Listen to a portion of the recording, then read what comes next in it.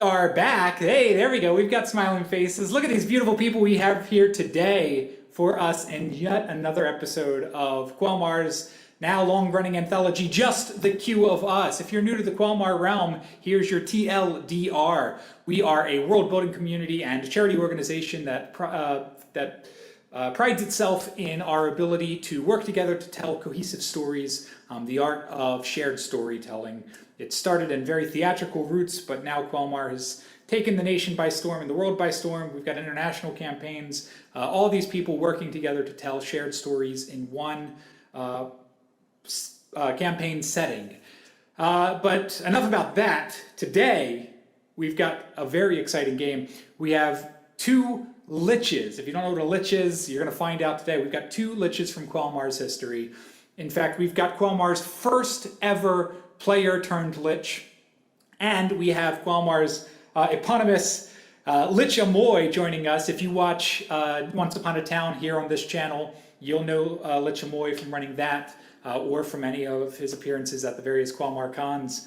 And we, for the first time ever, two of Quelmar's biggest, most famous liches are going to cross paths in this exciting adventure that is perhaps not made for mortal eyes. So let's go ahead and introduce our players. I'm going to start over here on the right with Kaya. If you want to go ahead and just introduce yourself and your history with Quelmar, and maybe a little teaser for Esimal. Hi, I'm Kaya. This is my first Quelmar game, and I have not revisited this character in a very, very long time. And is just trying to live his best life, honestly. Causing the least amount of harm possible sometimes. The least amount of harm possible sometimes, indeed. And we are going to learn more about Esimal in this character study, about what they are about and what makes them so special and unique. But there's one lich that we do know who is very special and unique over here, Lich Omoi. Why don't you go ahead and reintroduce yourself to the audience? Why, hello there. I'm the Lich Omoi, and I'm happy to be here. I'm just going to be enjoying whatever us and deal with it the best way that I possibly can during this.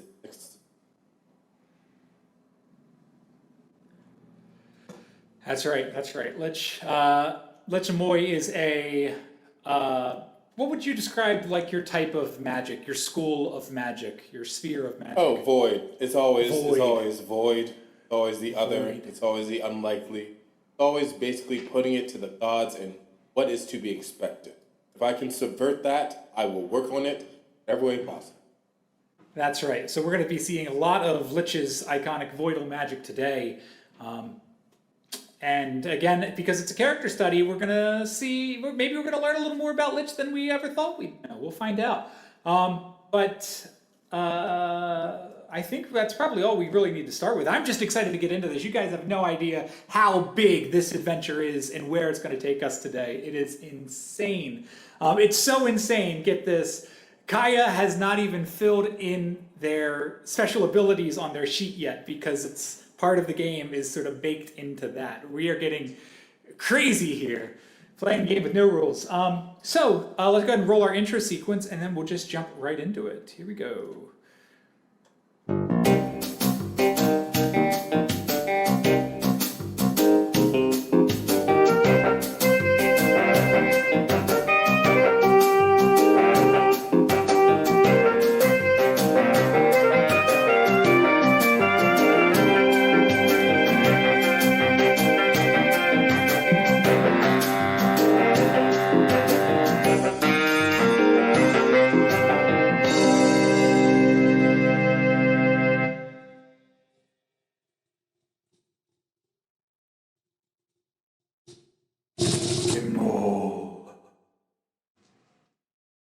Esimal. From your last memory, you remember, Esimal, that you found yourself at the receiving end of an adventurer's, a hero of the realms, blade as you were struck down in a lair of your own creation. Dying is hard, but returning is harder. As part of your process of becoming a lich, you will have known that simply being smote down by magics and blades, that's not how you kill a lich. Liches are immortal. Liches have what is known as a phylactery. Phylacteries are, the best analog is, we're all pretty familiar with the Horcruxes of Harry Potter, right? Liches have some sort of imbued item or object or important essence that they have channeled part of their soul into in such a way that even when and if your mortal form was struck down in those dungeons in 2016, 8 years ago, you knew even then at 3 a.m. that that was not truly the end. And you floated along the abyss of the void for a little bit of time. You're not sure how long. If it was a day, a week, a year. You knew that you would come back, but you weren't sure how it would feel. And eventually, out of the darkness, you could hear a voice echoing to you, calling again. Esimal! Esimal!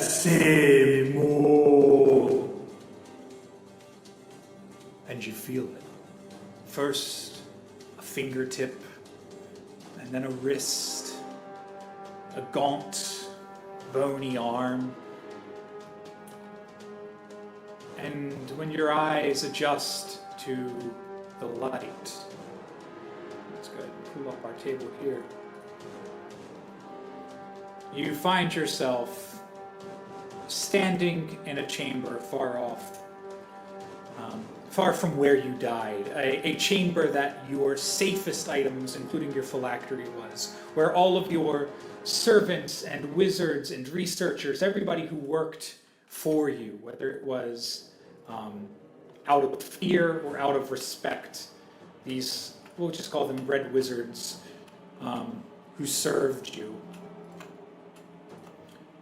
They are here now at your recorporealization.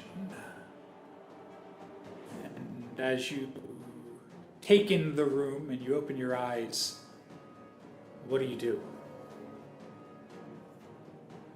Oh, good morning. I'm in a lot of pain.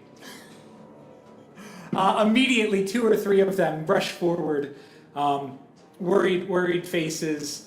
What can we do for you? What can we do, my lord? What? Your gracious, And they'll try to... Got it? I'll take any type of drugs that I can get right now. Where am I and when am I? Oh, so cute. Lich Omoi, do you remember your first recorporealization? Yes, I do. It's always the hardest. I shouldn't have happened. Did go through it. It's not fun. And eventually, we'll say maybe your most devoted, the leader of your servants here at your lair. Let's give him a name, Esimal. Let's come up with a name for your most devoted acolyte. Greg. Yep. Okay. It starts. Greg.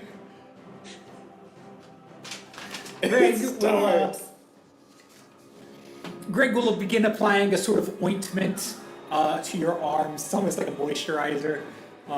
Liches are undead, so their skin tends to be rather dry. But you do feel it starting to take effect, and you can tell that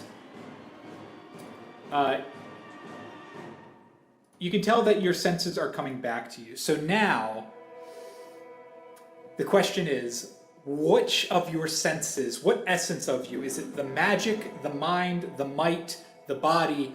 What part of you do you feel like comes back first as you are in this vestigial state coming back to the realm?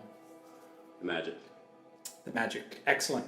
Now, do you find that Esimal's magic is a learned magic from books and research and study, or is it a dark magic pulled from eldritch or voidal essences? Dark. Dark. So now you're going to take one of those 6 empty slots on your sheet and you're going to write the word occult. O-C-C-U-L-T. You are, at this point, only an echo of yourself, a shadow of your own power, which has only granted you, effectively, a small ability to tap into your existing magics, the magics that brought you back to life. But so much of who you are and what you were still feels detached, feels unformed. And at that point, Greg,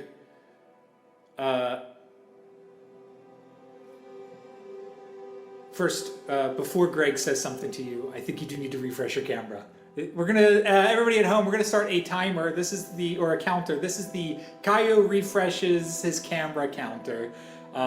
And we're going to see how many times Kaya has to refresh his camera today, because we saw this and we were trying to, doing our technical setup, that Kaya will be fading in and out of existence as Esimal is forming back into life. And so Greg looks at you, Esimal, welcome back, and dark, apologetic sorrow in his eyes. He can see that you are not reformed fully, that you have lost some part of yourself. And he says, I have dreadful news for you, my lord. While you were corporealizing in your absence, we were not strong enough to stop a group of intruders, invaders.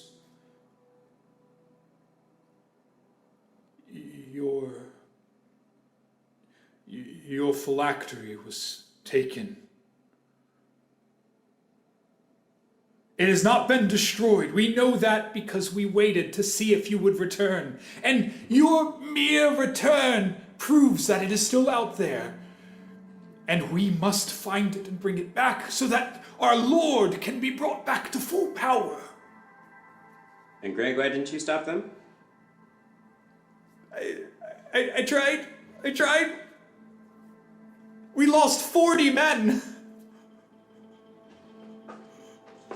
I'm gonna take his life force. Yeah, that checks out. So, what does this look like when you absorb life force and you empower yourself? Pretty much taking all blood, all spirit, all magic sources from the natural world. Excellent. Is it with a touch? Is it with a gaze? Is it with a breath? Is it with... It's with a touch. With a touch. Excellent. Just that long, Hi, cat. And we've got your familiar. Hi, Ahsoka. Oh, great name for a cat. Thank you. So, good news. Now that you have absorbed some life essence, you'll be able to feel a little bit of strength coming back to you. So let's get some sort of... we'll see if you're... I'm going to give you a couple options for this next trait you're going to fill in, depending on which one you like better. When you bring the life force back into you, it can manifest itself either as vitality, as might, or as... do I want to do craftsmanship? So might, vitality, or craftsmanship.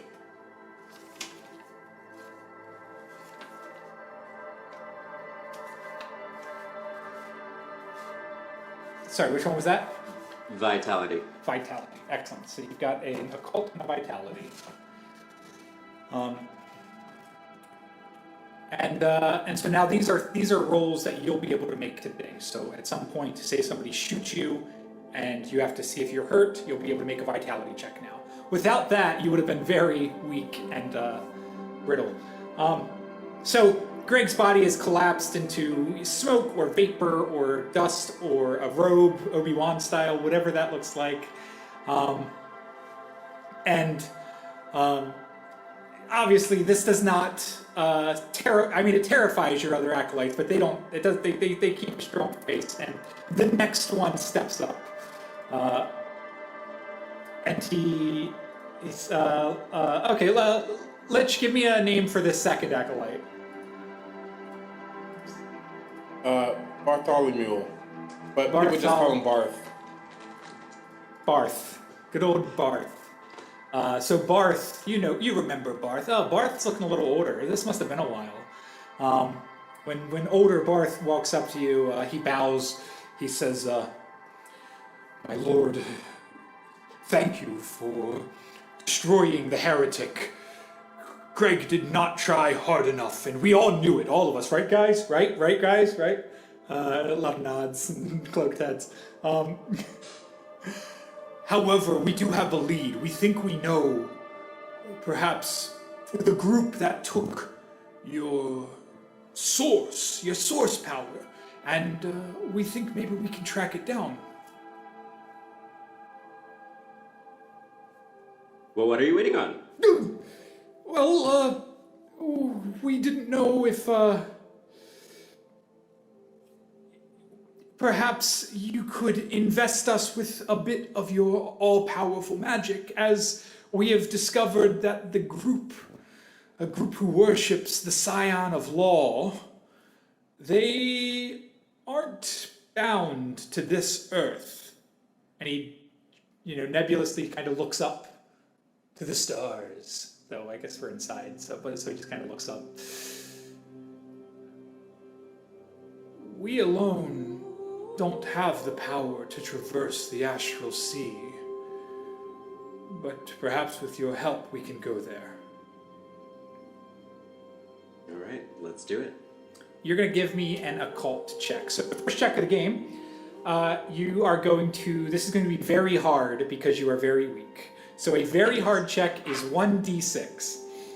And so now, which number did you put occult next to? 3. 3. So you're going to roll this d6 and you're going to see if you get a 3, and that's how it works. I got a 5. Yeah, I didn't think the odds were in your favor. No.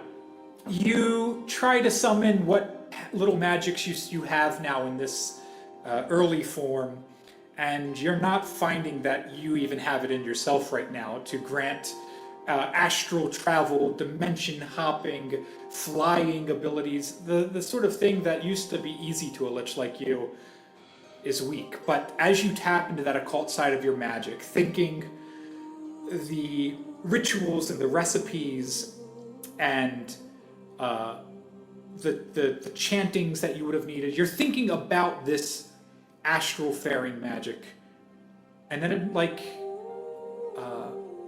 it's like stepping on a Lego piece in your head. When you stumble onto the right magic, there's a sharp pain in the back of your eye, as if you've just thought about the wrong thing suddenly, and you start to feel yourself falling backwards and away from this room. And I'm going to take us to here. Oh yeah. When your vision unblurs and so things kind of go blurry, you start to fade away, and when it unblurs, you find yourself standing here. Around you, hues of gold and black and crumbled architecture and towering distant rocky spires surround you in an unknown place.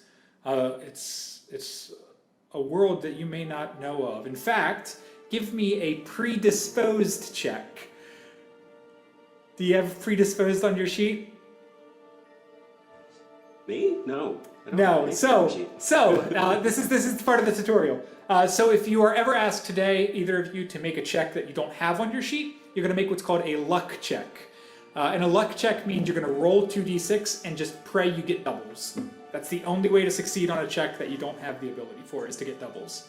So go ahead and let's do a predisposed check, Esimal, which will be a luck check for you. 2 2s. Nice! Excellent! I need to add a sound effect for when luck checks work, because they so rarely work. This is fantastic. So you rack your brain, you're like, what did I do? How did I get here? What's going on? And then you remember in your research, in your readings. This is this is a mindscape. You know, just the way that your mind sort of folded backwards into itself. Not unlike, Sherlock's Mind Palace. You are in a room in your head, your own head. This one, however, appears tainted or corrupted. You don't recognize this place, and mindscapes usually take the form of memories. However, you do know that there is another presence here in your head that might have the answer. When you turn around, a figure appears to calmly make its way, sort of floating down from above and landing on the platform next to you. I see Mavante leaning in to look at the piece. Here you go, Lich. There you go. That's a rough estimation of probably about what you'll see. You'll see Lich is kind of wearing that outfit too. So we'll say, as you look over this weird figure, let's get a description. Lich, when Esimal looks over and sees this intruder in his mindscape, what does Esimal see? You see someone who's gotten ready for an event of some kind, but not so flashy. But like if you saw them across the room, you're like, oh, I know who that is. Because they're always wearing essentially the same kind of structure, black and gold, drapery, a lot of chains. Their skin looks like they have a routine, but it's like, it's not normal. But you're like, you don't want to ask it because you're like, that it doesn't seem like you should. And it's just like that kind of vibe, even from across the room. But as you're approaching, you can tell like they would be perplexed to see you even in there. Like, not, like, why are you here? But just like, we aren't going to act like we don't see each other, right? Like that kind of vibe. Yeah, and equally confused, Lich Omoi, you're not quite sure how you got here either, but you do see another powerful mage that you have sort of come to approach here in this mindscape. And Esimal, if you want to give a description, because this is in your head, you can sort of give your description of what a full-fledged, powerful Lich Esimal would look like, not the little baby weak form that you're currently building up. See someone who is about 6'2", fit, always wearing a deep red, a deep maroon, usually with a satin black accents all throughout. The one color that you will see on this person is red ruby necklace, and 2 sheaths. Hey, nice black accents, though. I like that. Black and red. But like maroon, not black and red. Black Oh, and maroon. Oh, like I an understand. ox blood, like a deep maroon. I feel the same way about the golds. There's a very specific gold. Like the pea gold and the antique gold and like the... Absolutely. And that's the first conversation we ever have to do with Canon. Absolutely. We're gonna keep that. colors. Yeah. So, Lich Omoi, just before this incident, just before reaching in and discovering yourself in this mindscape, you were previously pooling energies. As we know, Omoi is a sort of multiversal being who draws power and energies and abilities by... Do you want to sort of describe that part of your spells and your magic? So right now they are classified as a demigod of bonds. So what they do is they look for other versions of themselves as kind of like the everything, everywhere, all at once. Goes to that reality, see what the issue is with them, helps them out, and then it adds to the power of all of the other ones that exist. So they'll go to random shenanigans and be like, all right, how can we fix this? Or if a god is there, how do we defeat this god that could be defeated? and defeats them so that they can pull on that language from the Voidal spellbook of all of the Lich. And just prior to this incident here, you were reaching out for knowledge on or abilities from. This is a little more freeform. What made you use that part of your power? What were you looking for or trying to do before things seemed to have went wrong?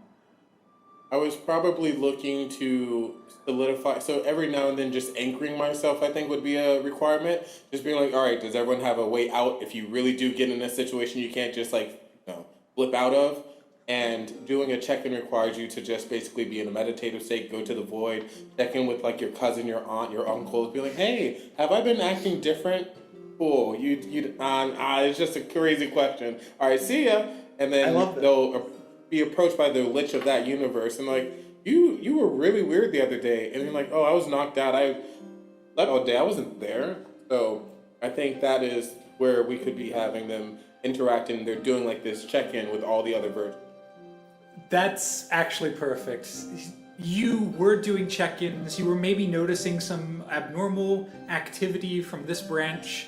And when you went to go check to see what was going on here in this edition, version, timeline, whatever terminology we want to use, something happened, which has not happened to you before yet, which is you were paying them a visit, and yet when you turned around, the door was shut. And usually you get the opportunity to see them, maybe inhabit them, maybe talk to them in their own sort of mindscape, maybe take control. You kind of come in and you puppeteer a little bit, you look and you check in.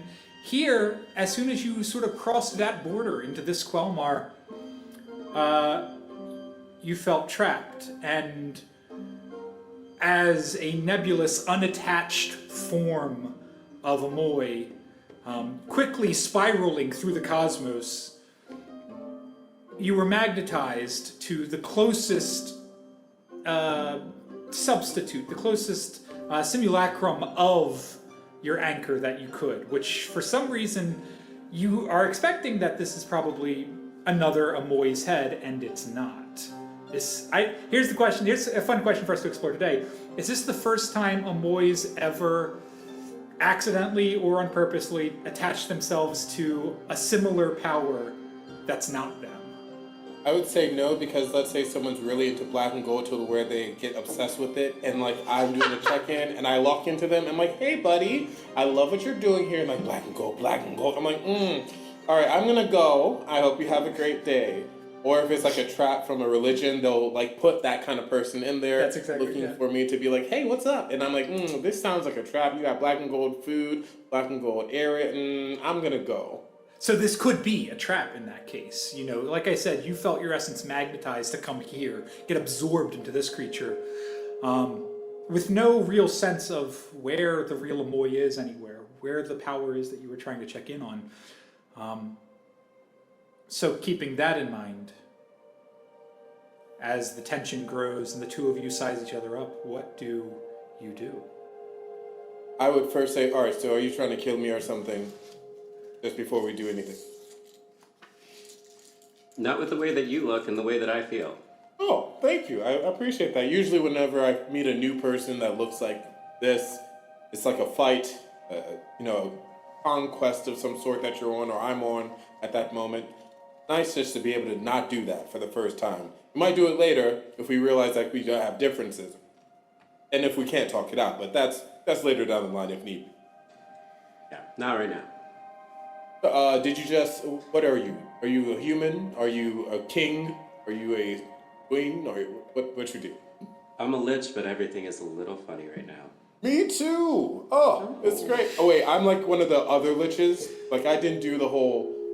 Yeah, we're both liches. That's what we should stick with, I guess. Yeah, we're gonna... I don't remember much. I've just awoken from being stabbed multiple times. Oh, are you one of those cult liches that has like a huge following and like a religion and all that? I tried, yes. I have a few followers left, but evidently I had this guy Greg, and he just allowed 45 of my followers to get murdered. So, I'm finding out a lot. Did they allow them to get murdered, or were they overpowered by a group of adventurers? That happens. Overpowered, but also, like, I expected more. Okay. I mean, it's just like, okay, all right. Well, I usually see this kind of space when either there's a trap involved, or someone's looking to find me, or I'm trying to find myself. Were you doing something just now that was special? I was trying to ascend to the astral plane to find. And you're a lich. I get it. Yeah. Makes sense. But my door's gone, and I don't want to exude any force because we could be observed right now. Really no base exactly. Is there Esimal! Oh, Esimal! do I also hear this? Yes, from I the hear it. mindscape. You guys will both hear. You guys will both hear echoes from the outside. Somebody trying to awaken you, bring you back, Esimal. It sounds like it's the voice of Barth. Oh, it is that Barth? I don't know who Barth is. I think I'm being called back to my physical being. Can I go with you? Can I take over one of your followers? I'll give it back. I'll give it. Bartholomew's a little old. I have glamour magic. My flesh will transfigure itself to be what I want it to be. It's a completely harmful process as long as they're under my spell. Did you say it's a completely harmful process? It's like bone bending, but we don't talk about that on. I just he'll let be it. fine. He'll be fine. He'll be fine. Yeah. So come on in. bring the board back up. Esimal, as you let yourself sort of release, it's almost like falling backwards in a pool, except you do that following the echo of the voice, and you find yourself once again, your body so much weaker, and it not being with your source power, your phylactery, it's clearly had an effect on you and how long it's taking for you to get back to full strength. But you can tell in the back of your head, almost like a subconscious, the voice of that other lich, of that other power is still present when you open your eyes and you see Barth sort of, stroking your shoulder, trying to get you out of your trance. He says, "Oh, my lord, I thought you were down for the count." Yeah, I'm sorry about what's about to happen next. What's about to happen next? Is this the astral power? We'll see. Are you granting me the astral power? Please, my lord, grant it so! All right. Here you go. So, Lich, you're going to give me your first check here. You're going to give me an occult check to now use your own magics to siphon out of Esimal and into Barth. This will probably be a medium check for you. So you're going to roll 3 dice, and you'll try to get any of your occult numbers. I got a 1. If you get more than 1, does that do anything different? Not usually, but in this, but it will be, if you, strictly speaking, a single success is all you need. So a single match is all you need. That's what alright. Then I did succeed 1 out of 3. So in that case, welcome to a new body. Barth is a little bit older than you thought. He has. Let's get a description. What is it? What's Esimal see when the power is channeled out and into this creature? He kind of looked like the wizard from The Sword in the Stone, the Merlin character. And suddenly his back starts breaking, and he starts standing a little bit taller. And he comes back up, and his skin gets a little tighter, but not fully tight. And his eyes start to take the form of the Lich. Yeah, and you can tell that the transformation is completed because when you see Barth's eyes, you're not seeing Barth's eyes. You can tell this is that guy from your brain. But there's still a little bit of a hunch. I think what's happening is it's like a residual shift, and like it's got the main features down, like the structure, and now subtly over time, like the eye color, the skin tone, like the moles that are specific to me, will start showing up. Right? Okay, all right. See, all right. No anti-magic. Cool. Yeah. Oh, these are your cult people, and I'm. The next. These are my guys. The next one in line, sort of behind Barth, steps up and he goes, I am ready too, my lord. Grant me your astral power. Oh no. No. They're all like this? Are they all like this? Yeah, I'm so sorry. You can clearly tell that this is not the astral power. This is not Barth the is astral gone power? No, Barth is gone for now. Oh. He may be back. We'll see. I'm giving Barth back. I'm not keeping this flesh. Okay. Then who do we have the pleasure of speaking to? Some dark force from the beyond? Can I have do you a bit channeled here? a demon, my Can lord? I do a bit? Okay. Please do. Speak of me out loud. Tell me you think I am. How long you last. Perhaps the great devil Asmodeus, Satan himself That's in the racist. flesh. Just because I've been taking over a body does not mean I am a devil. How dare you? I should take your spleen out through your eye socket. I like you. It's a joke, though. I wouldn't actually do I it. like you. And then I go back. Look, don't play this shit with me or them. You're on a mission, and you better listen to everything that we say to the best of your ability, or you will probably be killed by not me, but by this lovely individual, right? What's your name again? Sorry. Esimal. Esimal. Yeah. Yes. What was your name? No one asked for astral power Never mind. from this point on. That's the fucking point. I'm the Lich Omoi. The people call me Omoi. Lovely to meet you. Thank you.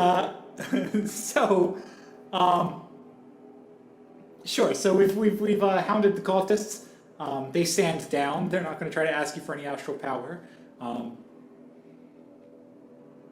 And now that you are walking the realm, now that you're back in the material plane, Omoi, you can sense, just sort of tracing the temporal footprints, the eldritch signatures of the world around you. You can tell that the Omoi that did walk this realm and live in this plane, it's almost as if you've got that sort of sensor, walkie-talkie, that you can sort of tune in, and there's no response.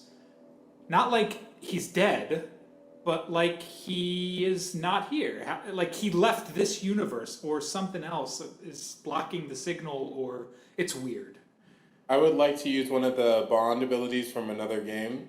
Yeah. So what it would let me do is make essentially a chain towards the individual that will help me out in a specific situation. So in this case, I'm looking for a link towards, or like a red string of fate situation, pulling me towards a person that can solve whatever could lead me to figure out what happened to my Omoi here. And it's nebulous, so it could be someone on the street that I don't actually know is connected. It could be like, oh, there's a power thing, or I could have a flash memory. A lead. Yes. Let's make this. Let's do predisposed for this one. I don't think you have predisposed, but this sort of has to do with. I got 2 sixes. Two sixes. You guys are so powerful, guys. We've had like 6 sessions so good. with no luck checks working all this time, and suddenly 2 liches walk in the room, and they're just making mincemeat out of this game. So, you got 2 sixes. You got a luck roll. So you tap into, like I was saying, the temporal signatures, the footprints, the traces, and you get flashes. I'll say that this will happen in your head so that we don't have to necessarily leave so quickly, but you get flashes. You see a cleric, almost like a monk, a traditional looking monk. Are they bald? Are they bald? Yes, let's say they're bald. Let's say it's like an orange robe. Let's go just full, Oh, God. traditional monk, Serious. Tibetan monk. And they appear to be carrying a globule of mana. This is not magic, but mana with two N's, M-A-N-N-A, which is a chunk of divine power. Ah, okay. Filter. Okay. I'm just looking into the distance, like, you can see I'm getting a little frustrated because I'm like, oh, there's a god involved, or there's some royalty. I'm like, it's one of those, like, other cult situations. What are you looking at? There's like a whole, I guess they're hoarding holy batteries. Do you have batteries here? Not sure. But they're holding holy energy in a transportable form here, and it could be I have a interfering question, with Lich. my own. Only because I know how powerful you are. Is it in your power set, rather than try to describe something, to show or display? Oh, I could just show it. Yeah, it's like the body swap. So instead of I was gonna say, that felt pretty pedestrian. It was like, what are you looking at? They'd just be like, yeah, I think I see this guy. I would send them the memory as if you had the experience yourself through yourself in a way that you would understand whatever that situation is, like the voidal version of you going through what I went through. Yes, and so you see the exact same image of this monk and this mana, and you recognize that the monk is walking into a chamber that is labeled. I have the label right here. Give me 1 second.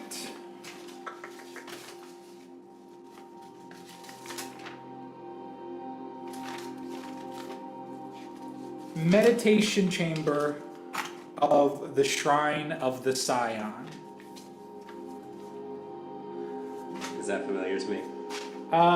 It is familiar only in that moments ago your lackeys mentioned that the intruders were followers of the Scion of Law, some sort of law power or creature, the antithesis to chaos.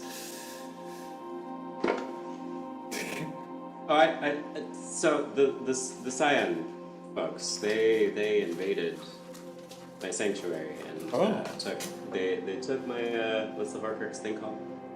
The phylactery. The phylactery. They took my phylactery. Yeah, that thing. Sorry, a little foggy. Still I get it. coming alive. Yeah. The version of me in this universe might not even be a lich currently at this point, so that could also describe what's going on. They could be like a waiter or something. A holy acolyte. We'll see. But I must interact with this because they stopped me somehow, which means they tried to either stop my track becoming a lich, or that I couldn't interact with my, I don't know. Usually they do this whole convoluted idea and scheme, literally attacking probably all the liches in the area kind of bit, or any dark evil force, converting them. We'll just see what happens to them. Okay. I've been through a number of these. They showed you the way. I don't know exactly what the way is, but if I describe it, you might be able to show me where that would be in this plane. Sure. Yeah. Let's do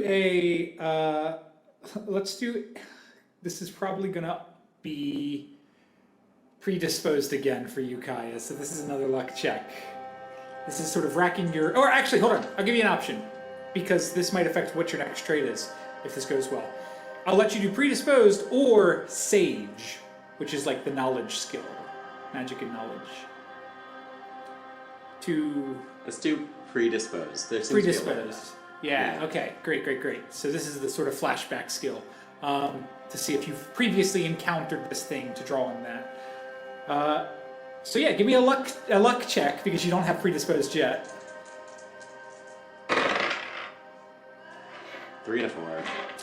Yeah, the Scion of Law, the Scion's group, whatever this group is, you haven't been a lich for too long, and you haven't had too many enemies. And so while you understand that this is, again, as we all understand, liches are undead, and clerics are the opposite of undead. They are the holy powers that try to stop the undead. So there has always been a universal battle between holy orders and undead powers. So you're not surprised that some sort of scion, acolyte, cult, church came at you, but you yourself have never encountered or even know where they live or how they operate. Did any of my followers track them? You know what? Smart. I'll try. I'll do a hunt check. So I get to roll dice now. Let's make this a medium check. We'll say that they hunt. Representing your whole group, we'll put hunt on the 4. Not a single one was able to do it. I would be like, wow. Hey, got a 4. Okay. Dumbasses. I was against the math. I did get a 4. Destruction. So Before. good work. Drawing on. They said actually, I think it might have been Greg or Barth before we lost them both. Said something about how they think they know where these people are and how to find them. So one of them. Well, we lost Barth. I can but check we can say with the Barth. knowledge. I can check in with Barth and be Yeah, like, hey, you Barth. check in with Barth? I'll do the mindscape and it's now Barth doing it. It's like, what is... I'm like, hey, look, calm down. You'll be fine. It's You will lose just consciousness of what this... you and this random old guy in the Mindscape world. I need some knowledge from you right quick. You're doing a great thing right now. You're really helping the team. You're being a great team player. Thank you. So I just ask... What do you need? Yeah.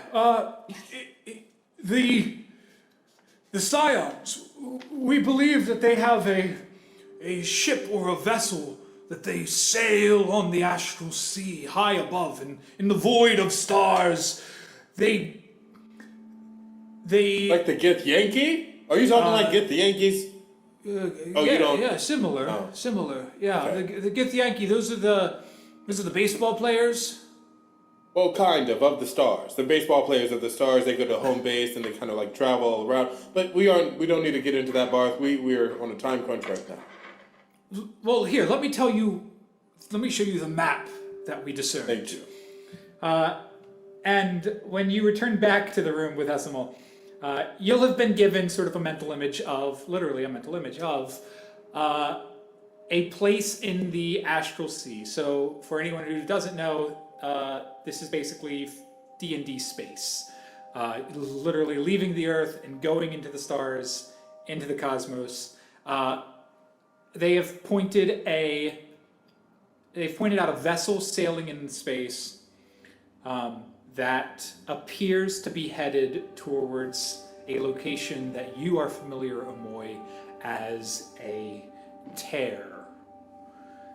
So in that knowledge, I probably will either try to use a craftsmanship or a cult to bring my spellbook to this plane through Barth's body, just to be like, all right, I feel like some battle might be coming on. I start forming that now. I'll give you that one for free. So the Black and Gold spellbook is now formed in front of me, and I can probably even make like the little astro projection map of prestidigitation. Like, all right, that's where this is. That's where we're probably going to be needing to go if we want to get that revenge in my body, So Lich has just pointed out, almost holographically, this map of the stars and this little X marking a ship sailing through the cosmos. Next to it, it looks like Omoi has marked like a big red strike, as if something has torn through space itself. A rip in reality, a tear of the void.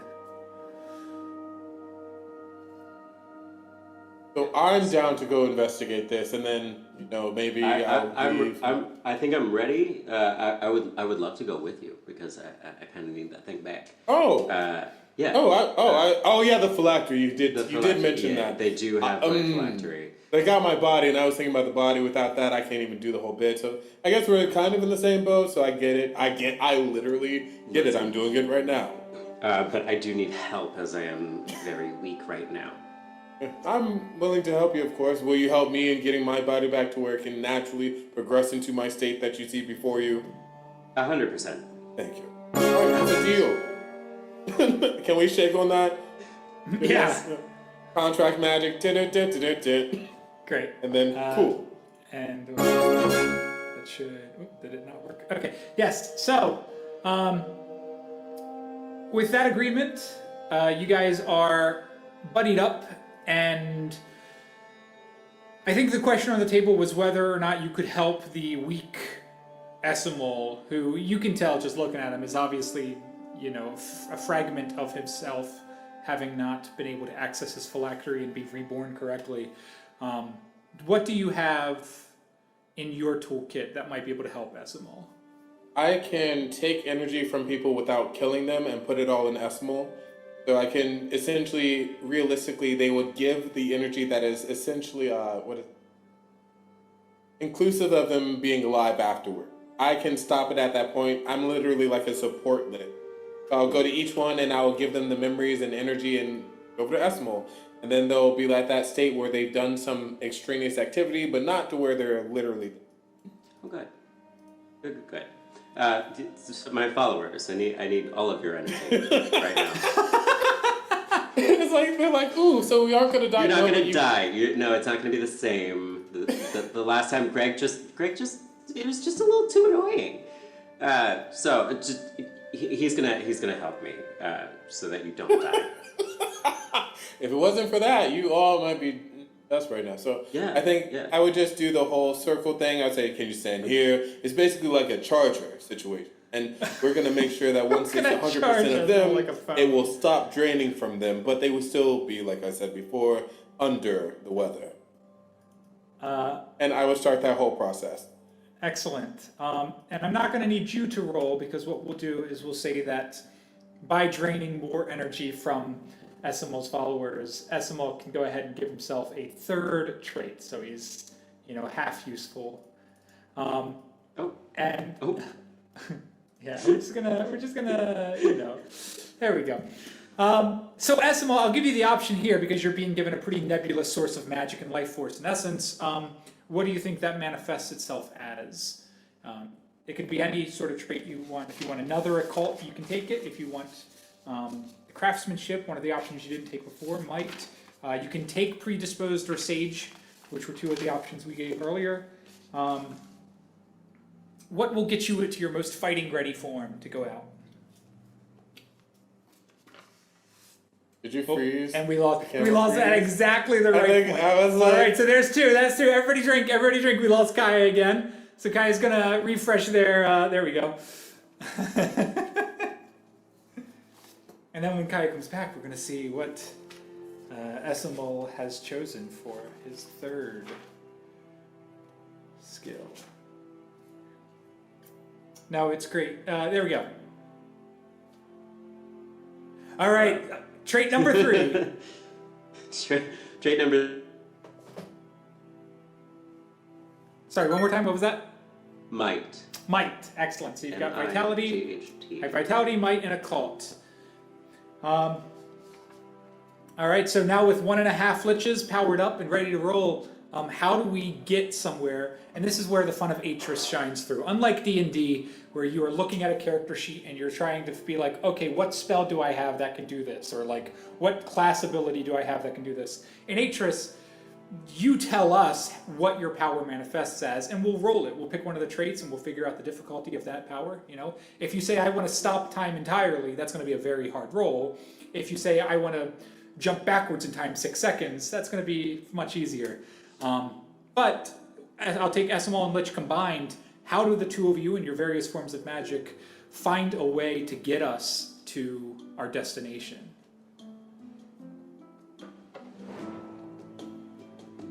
But we need to get to the astral plane, right? Yeah. So, how does one go about that? There are several different methods of doing it. One is self-protectant. Some are like a gung-ho, we got to get there as fast as possible. You can scan all the memories of your followers and allow them the expertise to help us and craft a vehicle for us to use. Sometimes the whole ritual thing, all that. Or we can make a magical device to do it. It just depends on what resources we have lying around this. I mean, my followers are literally lying around. So we could do that. They're kind of already drained. So I would say either one, I'm going to see if we can do the resources of what they've seen and we can compile everyone's knowledge in the room to craft a vehicle. Or if we feel like we don't have the resources physically to do that, it would be like the chanting situation where it'd be a spiritual journey and we had to do a whole big, all right, this is how you chant, this is what you're going to say, and then put them on a mental loop so that they can't even mess up. And they'll go to the bathroom, come back, and resume the chanting. So if I understand, your two options are we're going to steal their knowledge like Rogue the X-Men and just learn how to build a spaceship, or B, we're going to charm them into chanting some sort of ritual that is astral projection that will send us spiritually out to the stars. All right, Because it Kaya, could you be got the any same ideas? thing where if the second one would be like possessing the body of someone who's already there, and it's just the same kind of thing. But it's up to what we want to do. You know, what are we feeling? What are you feeling? You're a guest in my house. Use my followers. Use my food. No, I can flip a coin. I've done either. Either has its benefits and Which was easier? Probably the chanting, because then you have a routine ability and it's not using your physical form per se, and then Let's you do can that. actually. Oh, okay. Yeah. All right, so we will make this a check. I'm going to need both of you to give me an occult roll. We're going to make this medium. So you're going to roll 3d6, but now we're going to introduce, since we're still coming out of the tutorial. Wait, pick up all your dice. Don't roll yet. But I got 3 6s. I don't care. I don't care. Fine. Pick up your dice. We're still in tutorial world. Now we're going to introduce the idea that, yes, I am giving you a medium check, so you're going to roll 3 dice, but you might be able to make that check even easier for yourself. If you look at your sheet, see if you have anything on your sheet that relates to, charming or manipulating people, creating rituals, spell casting, astral projection stuff, anything that is tangential to this check we're about to make. And if you have something written, it's going to get easier, and so it'll jump from 3 up a step, which I believe is then 6 dice is the next step. I do. And Lich does, and Kaya is going to refresh his camera one more time while we all take another drink. But yeah, so Lich, while Kaya is refreshing his camera, you did say you had something, so that's going to make it go up to 6. So now, instead of rolling 3 dice, you're going to roll 6 dice for a cult. It's my cliche. Yeah, exactly.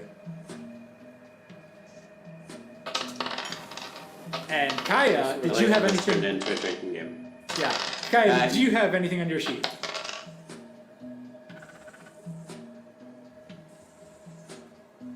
You looked like you said you had something, but I didn't hear anything. No. Can you hear me? Yes, I can hear you now. Can you hear me now? Yes, I can hear you. I have a bunch of mystic artifacts I could utilize to make this just a little bit easier for myself. Perfect. Yeah, then that's great. So then you'll also roll 6d6, and you got to get a cult, which I think you said was 3. I didn't get one. I got a single d6 this time. Woo! Or All right. 3 d6s. So we rolled That was- 12 that's not bad. d6. Usually- And we got a single success. And to demonstrate the power of Atris, that's again all you need. It's just a success. Yeah. So this is it's something that you think was going to go very easy. You've done this before, but you're finding that because you are being cut off from your your multiversal family, your family tree of Lich and universes, your inability to sort of hop normally, you're finding that you have to fall back on like your actual memories and things that you just know by rote. You can't just steal information about the ritual from a neighboring universe. So it actually turns out to be a pretty hard process between the two of you. And it's not something Esimal's ever done before in his life either. So we just barely eke it out. At one point you realize that they all have started chanting an old tavern song when they weren't supposed to be singing.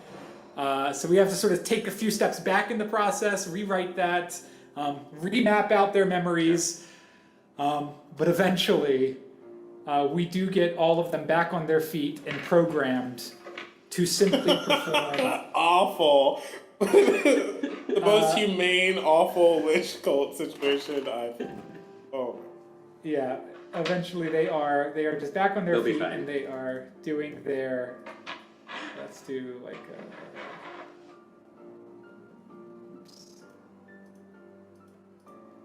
Anytime they would overheat, they get like a forced bathroom break, and then they'll come back right after and be like, oh. Like, yeah, thank you. Thank you for your time. They are very sensitive. Oh, there we go. That's what I was looking for. All right, there we go. So I'll open up a portal to the astral plane. There we go. That's Ooh, what look I'm at that. And the two of you can feel yourself being lifted from this earth as it's almost as if every molecule of your soul takes off from every molecule of your body. And the soul molecules begin to float higher and higher and higher. You can look down and see yourself leaving the world behind. And eventually you float, following that map to the T, across the cosmos, across the stars, until you find yourself staring straight at the ship. And Oh my both guys are of coming you, with us. we can get rid of them. We don't need the guys. You're like, ooh, They're- bonus. Little bonus. They can chant and be here. That's great. The ship is surprising because it is not a ship like you were imagining it could be. Both of you probably were picturing some sort of, a spelljammer, which is like a pirate ship in space, Treasure Planet style. Some of you might have been picturing like a more modern looking spaceship, but the ship that you come across is a large skeletal structure on which sails and wings had been grafted onto it.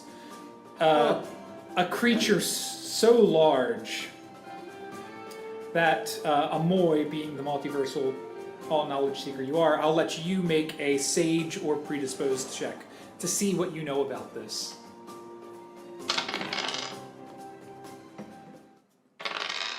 I don't know any. I'm like, ooh, is this a Tesla? No, not Tesla. What is that, Tarask? We can't do Tarask. Yeah, you come up empty.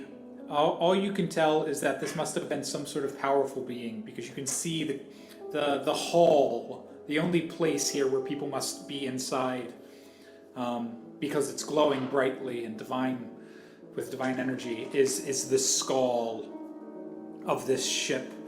I do like the vibe of this ship, though. I would do this, but like I would. Yeah, but it needs some like gold or something. It does. You know, It's just very something bare. to like liven up that. Yeah. It's very bare bones. I guess they could be doing a whole bit there, but it is very bare bone. I hate that. I hate you. So I will put us sort of here on the outskirts looking at it. This is almost like we can sort of look at this like a traditional sneak-in or heist operation. We have approached the enemy territory. We are at a safe distance, and we're deciding what do we want to do. Guns blazing, find a back entrance, disguise ourselves. What sort of ideas are coming through your head? Do a little bone bending and look like that person who I saw in the memory. So I would just be a little bit more bone bending, just be like, all right, well, let me just be like, hey, where'd we put the battery? We all gotta put the batteries back. So I'm like, I would want to do. And I find a cloak that matches theirs, hidden away in a trunk somewhere on the side of the ship, Okay. because I can't bone bend. Yeah, so you're going to give me I'm going to get a check from both of you. We'll say that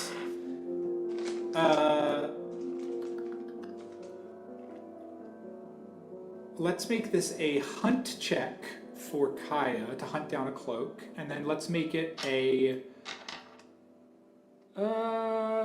just occult. You're using your normal lichy powers to disguise yourself. So we'll get an occult check from Omoi and a hunt check from Esimal. Remember, if you don't have the power, it'll be a luck check.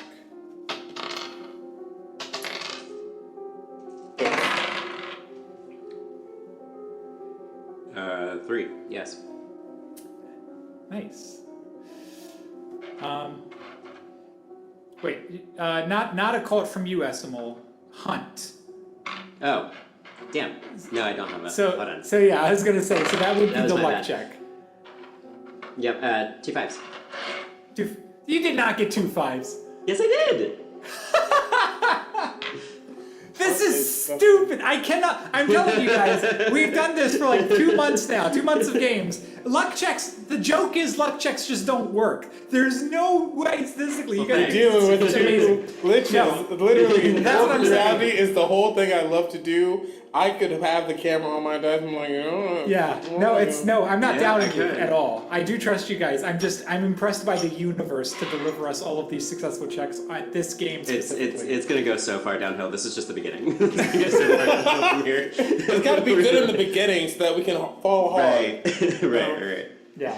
All right. So, Esimal, you just find a normal cloak to look like one of their. I'll grab one of these little green cloaked guys. And then Lich, you are just you did the same thing. You're just doing it magically.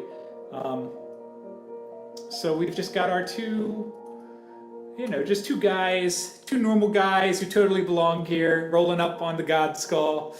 So let's go ahead and see what happens. As we approach it, I'll say this. Omoi, you will recognize that there is a grafted orb of some sort of organic or plant matter that is growing out of the side of the skull. I'll sort of give you like the map there. So on the outside of the skull, you do see this structure. Can I roll to see if I know of any god or entity that would be involved with such a structure? Like, like not necessarily Athena or some or trademark shield sword, whatever, but like, is there something I could look at and be like, ooh, that's probably connected Yeah, to we XYZ? could do. That would be probably Sage to just sort of rack your own knowledge of gods. So if you don't have Sage, make it a luck check. Failed. It's like, oh, whatever, fine. Yeah, you're not sure. You're not sure if any gods you've encountered have this relationship with this essence, this glob. Can I feel if this is a living growing thing? Ooh. And see if there's like enough energy to like pull power from? I like that. Let's make an untraditional check here because we're doing life sensing. Let's make this a vitality check. Let's make it a hard vitality check on this big plant matter ball. But again, now that we know the rules, let's look at our sheet and see if we can make that hard into anything easier. Do you know anything about life essence and plant matters?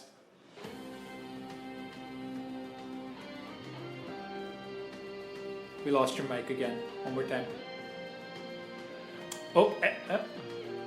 Still no. Oh, and we got a freeze! And we got a freeze! Alright, that means everyone knows the rules. That means a drink up. Kaya froze again.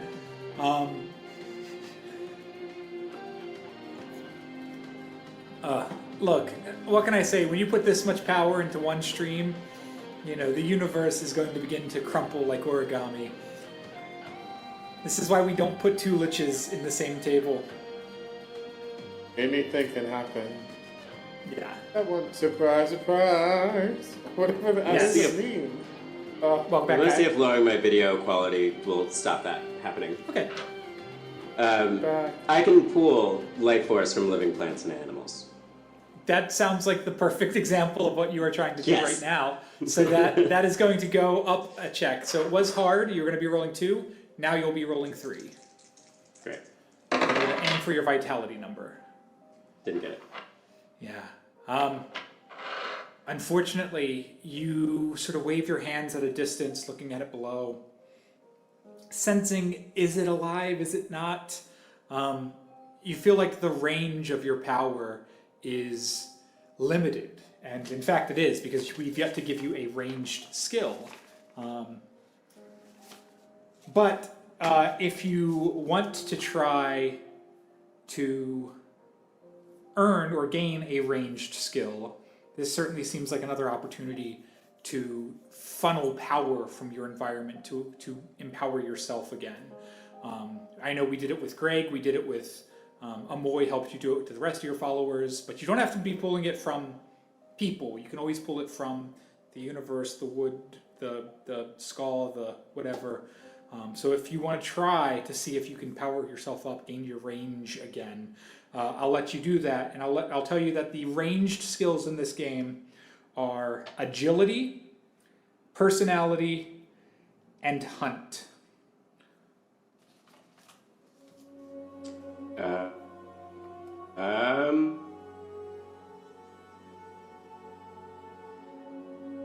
You said personality? Hunt. A hunt skill. Okay, hunt. So in that case, where do you want to draw power from to try to get your hunting back up? I guess the ship itself. Can I do that? Okay. Yeah, we can. Let me lower us in. So we're going to be coming in from the top. We're going to come right over here, and then I'm going to put you guys on the outside. Sneaking in around the back of the skull. As you lower yourselves down, as the two of you float up to... thanks, Hutch. I saw that comment on Twitch. As you lower yourself down, the wood, as you touch it, Esimal, you do draw energy from it. It is plant matter, but it is also something else. I'm going to be giving you 2 skills here because as you draw the life force out of it and you gain that hunt back, hunt is also the ability in this game that relates to ranger and druidic stuff, so this is actually really great that you're pulling this natural energy out of the tree. This is not merely wood, this is wormwood.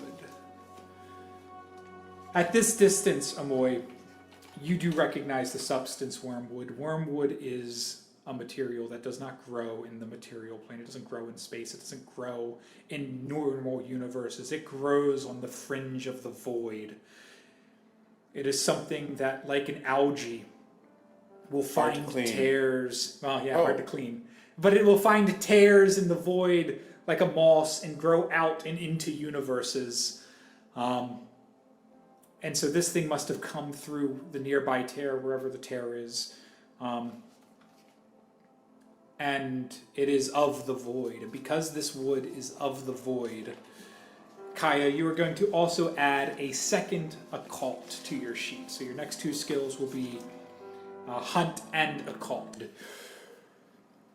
You notice, Omoi, as you look over at your new friend, that as he is drawing the energy essence out of this wood,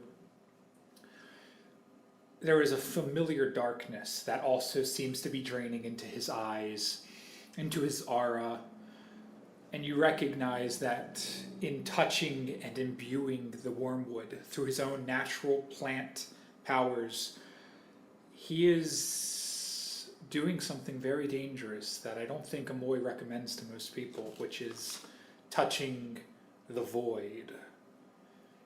Hey, you might want to back up just a little bit on that, just enough to what you need to do whatever you're doing, and then stop immediately. Just. Why is that? Why? Do you want the long explanation? Do you want the long explanation or the short one? Just short. Sure, it's fine. Other versions of you might come for you in doing this. Oh. Well, I don't want that. That's okay. So, yeah, it's good. You feel all good, but the other you will see that you're doing this whole thing. Oh, yeah, no, I'm okay. That's all right. I'll stop. I'm stopping. Okay, now I'm stopping.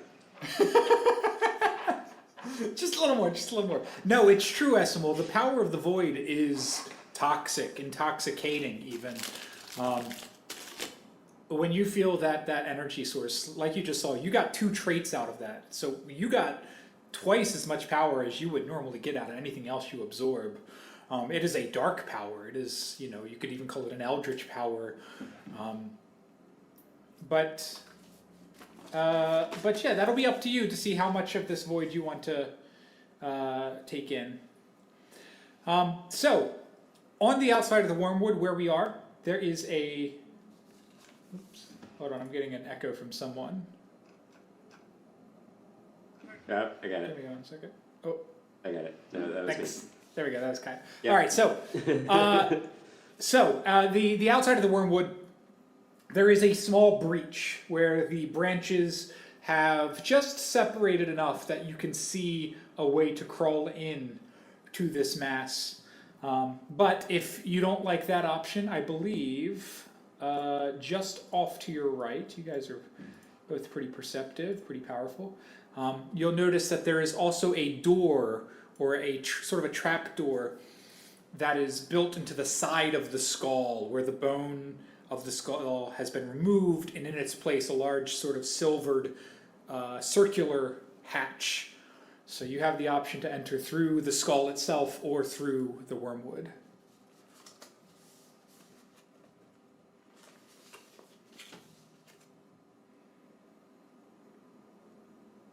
And we're going in.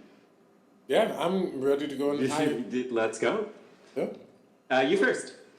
Sure, I have the... all right. I'm ready. Let's do this. All right, let's go.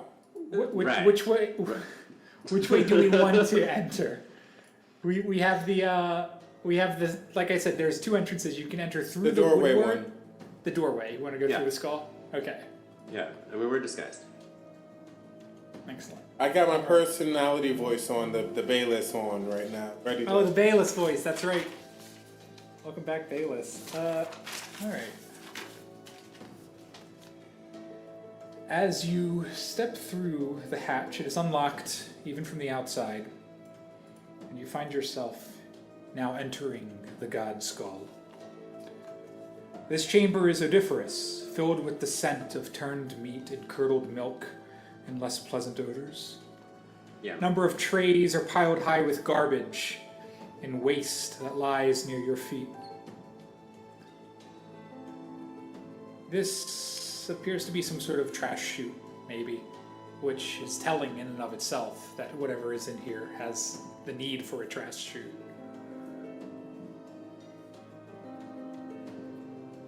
Is there wanna anything we see- can determine from the trash? Anything we can determine from the garbage? Give me a hunt check. Hey, you just picked up hunt. Give me a hunt check, Esimal. Make it a medium. Medium. Yeah. 3 dice, right? Yep.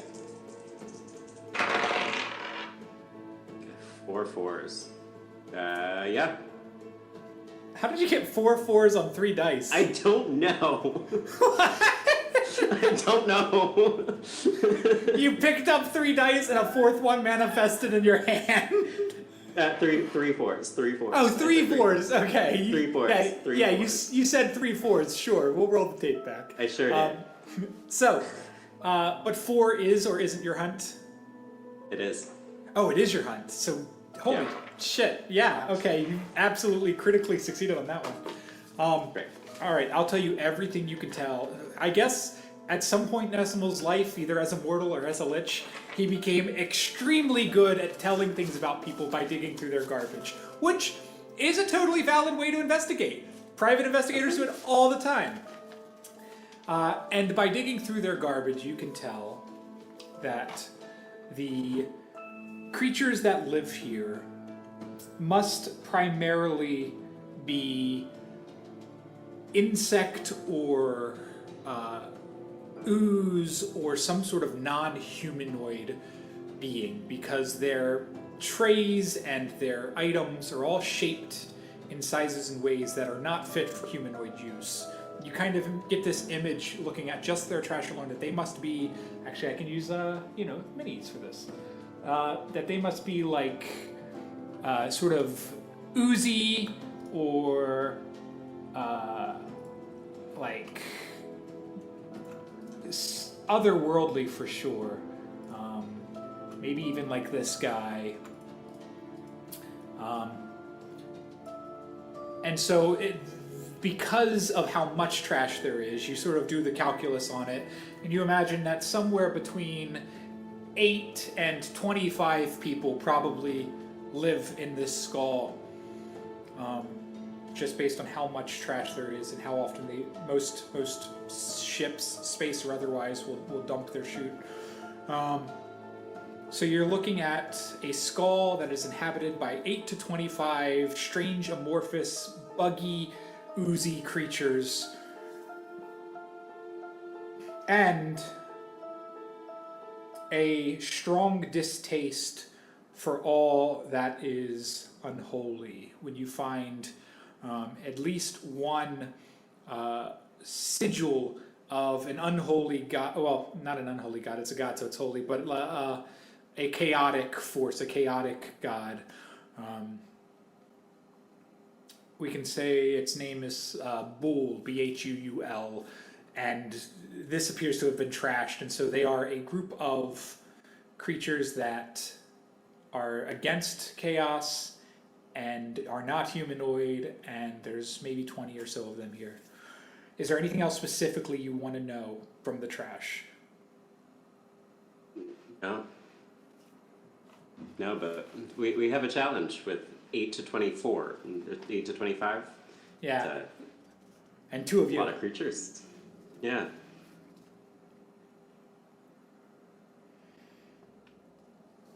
Well, where to next? Because this smells. We see that that's a trash room. Is there anything connected going to?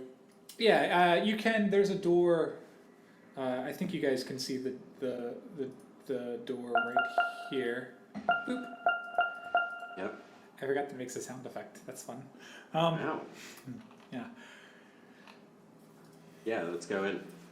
Are you going to Into sneak the out, back. Lich, or are you going to more brazenly, intimidatingly come out? I'm gonna sneak out, and I would in the shadow be like, yeah. Usually, I would try to poison an area, just like sedate them, take over a body, see what the memories are all about. That way, I can assimilate into the area if need be. But if they're all insects, I might handle that a little differently.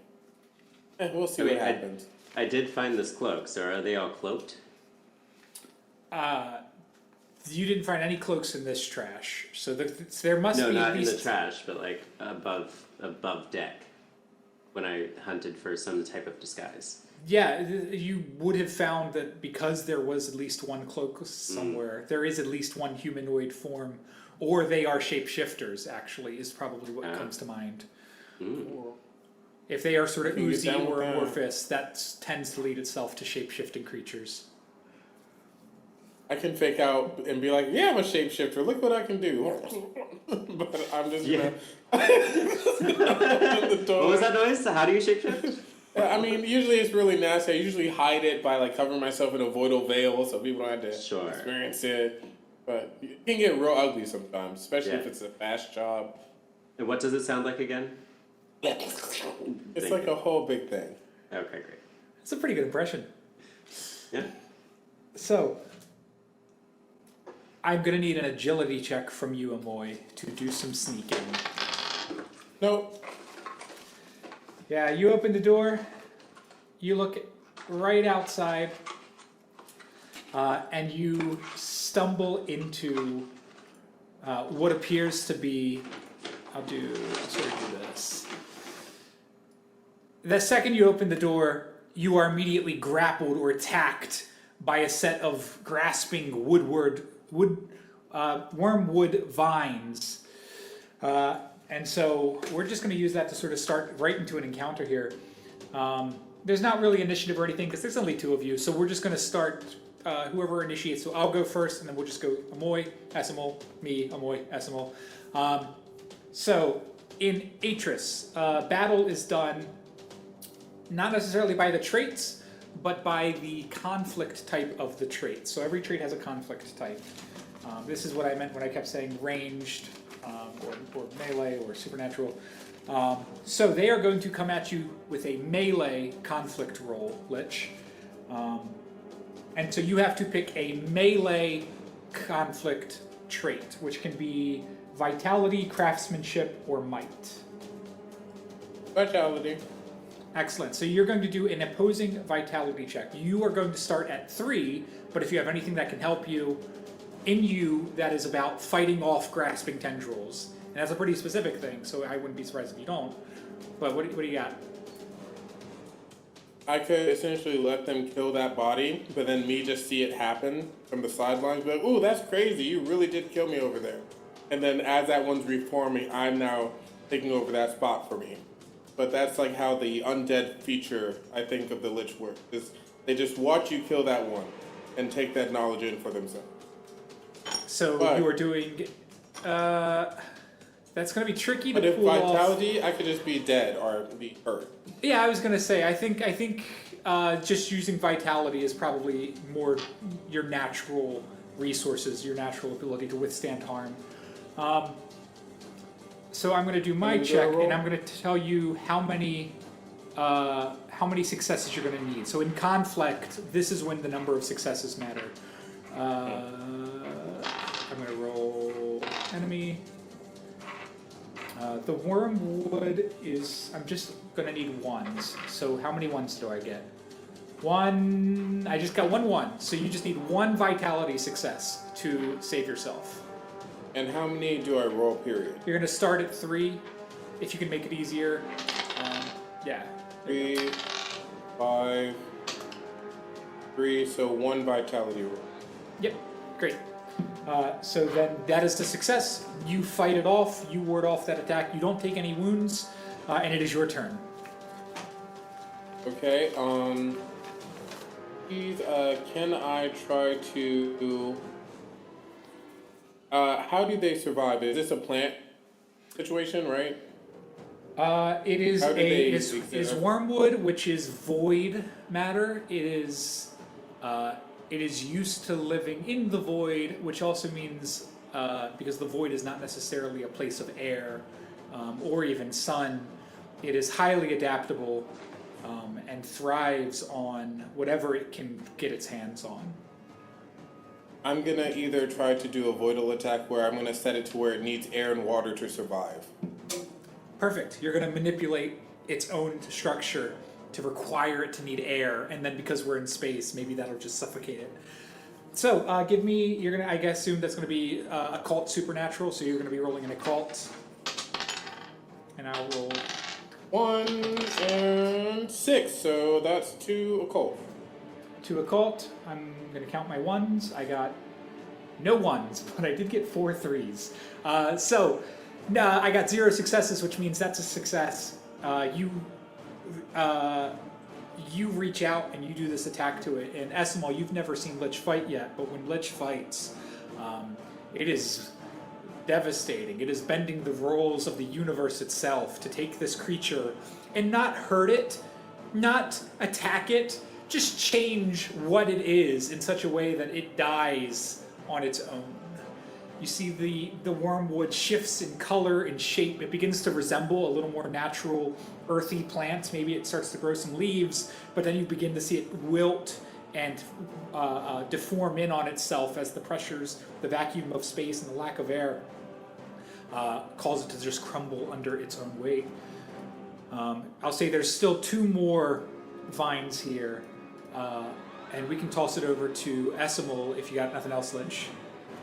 I want to back away essentially so I'm not just like in That's fair. prime tentacle There you go. hentai position. I'll put you over here. Thank you. All right, Esimal, you are up. You were right behind Lich. You look through the open door. You saw Lich get attacked. You saw Lich fight back and run off. What do you do? Pull out my sword and dagger Nice. from my staff. Yeah. And I'm ready to attack the next tentacles, if you will. That's perfect. So you'll just use one of your melee-based checks, which for you, I think you grabbed... did you grab a vitality? Or a might? No, okay, yeah. So pick one of them.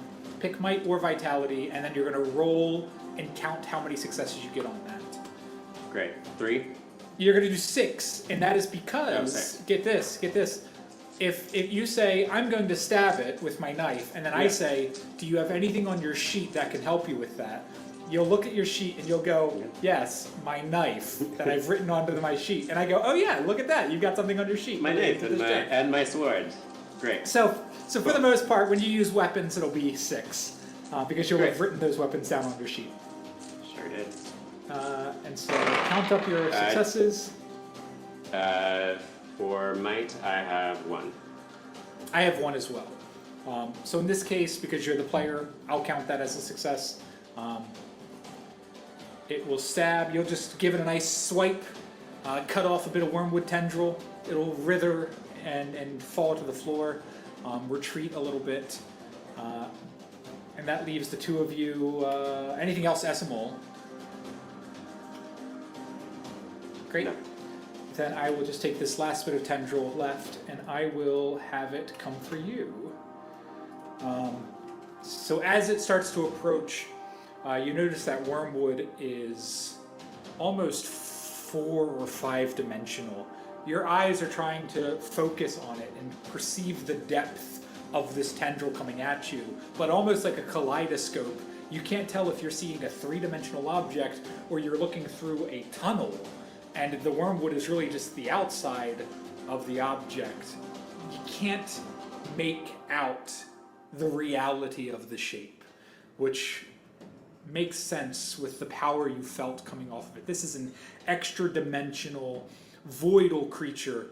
And as a result, as it's coming for your face, you do have a second to try to parry or slash it or cut it or protect yourself, but this is a lot harder than you would have thought for, a tree twig.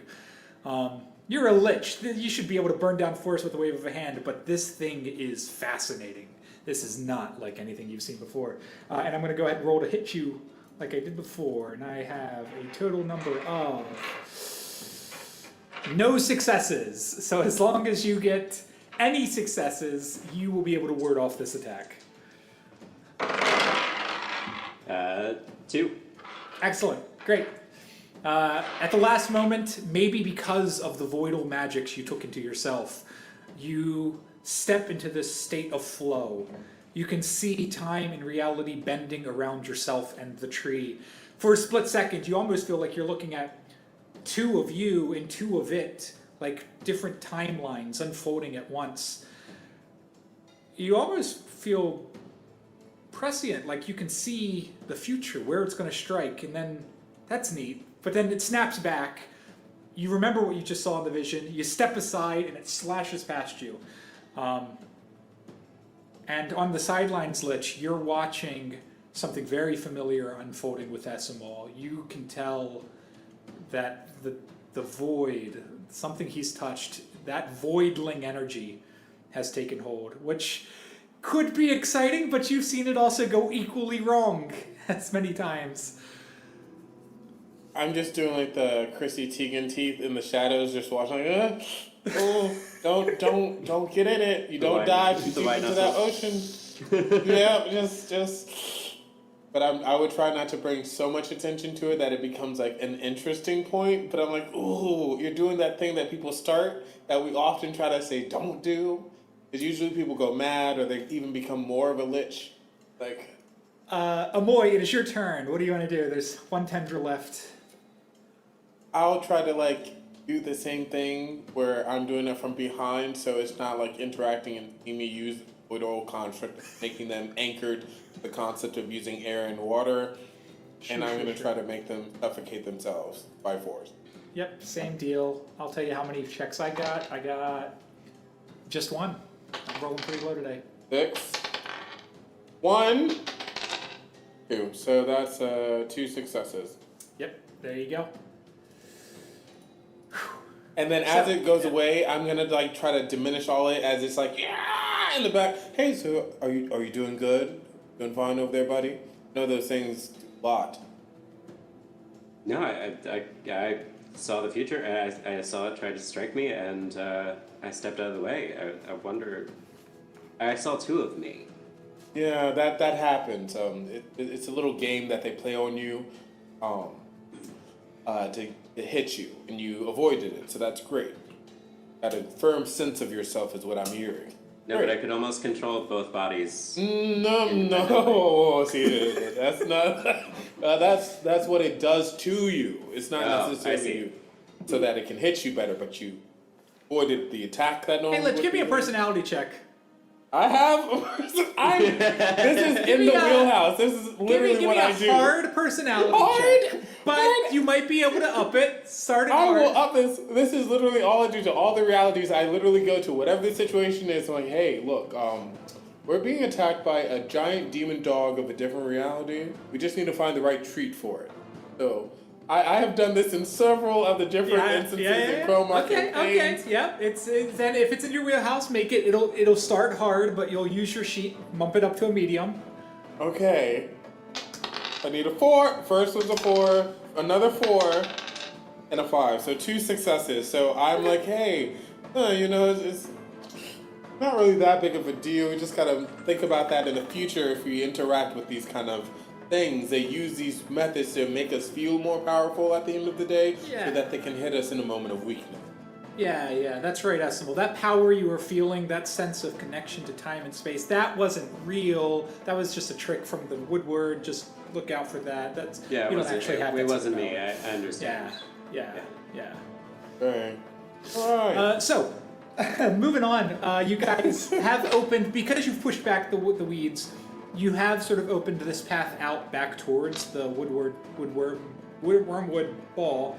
But behind you, there is also a set of steps that appear to be going up and down, like a spiral staircase, and a number of doors in the hallway. You can sort of see out these rooms I've blurred out that all lead to different chambers.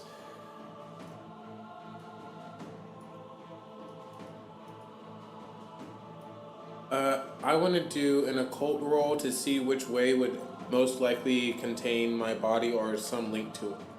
Excellent. Yeah, I'll take that. That'll probably be medium. We're in the right place at the right time, so. Oh, I didn't hit it. I got 0 successes.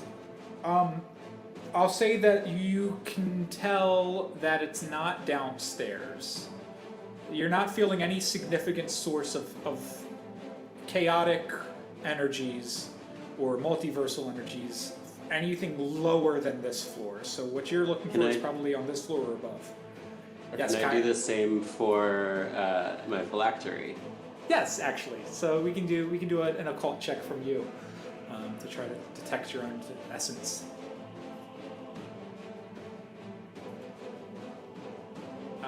Sorry, micro. There you go. One more time. You went out. I didn't get it. Oh, you didn't get it. Okay, yeah. So the two of you, maybe back to back. Real bad. Yeah, the two of you.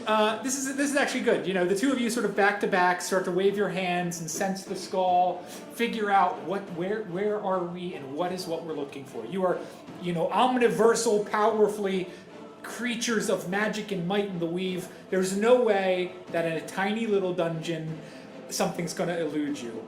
But then, what you sense is not your significant other, figuratively speaking, but rather you can tell that in this chamber, the ivory of these brilliant white walls is divine essence, is basically splinters of the god that was killed here still linger and empower the space. And it's almost like it is actively keeping you from being able to channel or feel out your power. It is an intense, lawful, good, divine clerical energy that is stifling, stamping both of you down at this moment, suffocating your magics and yourself.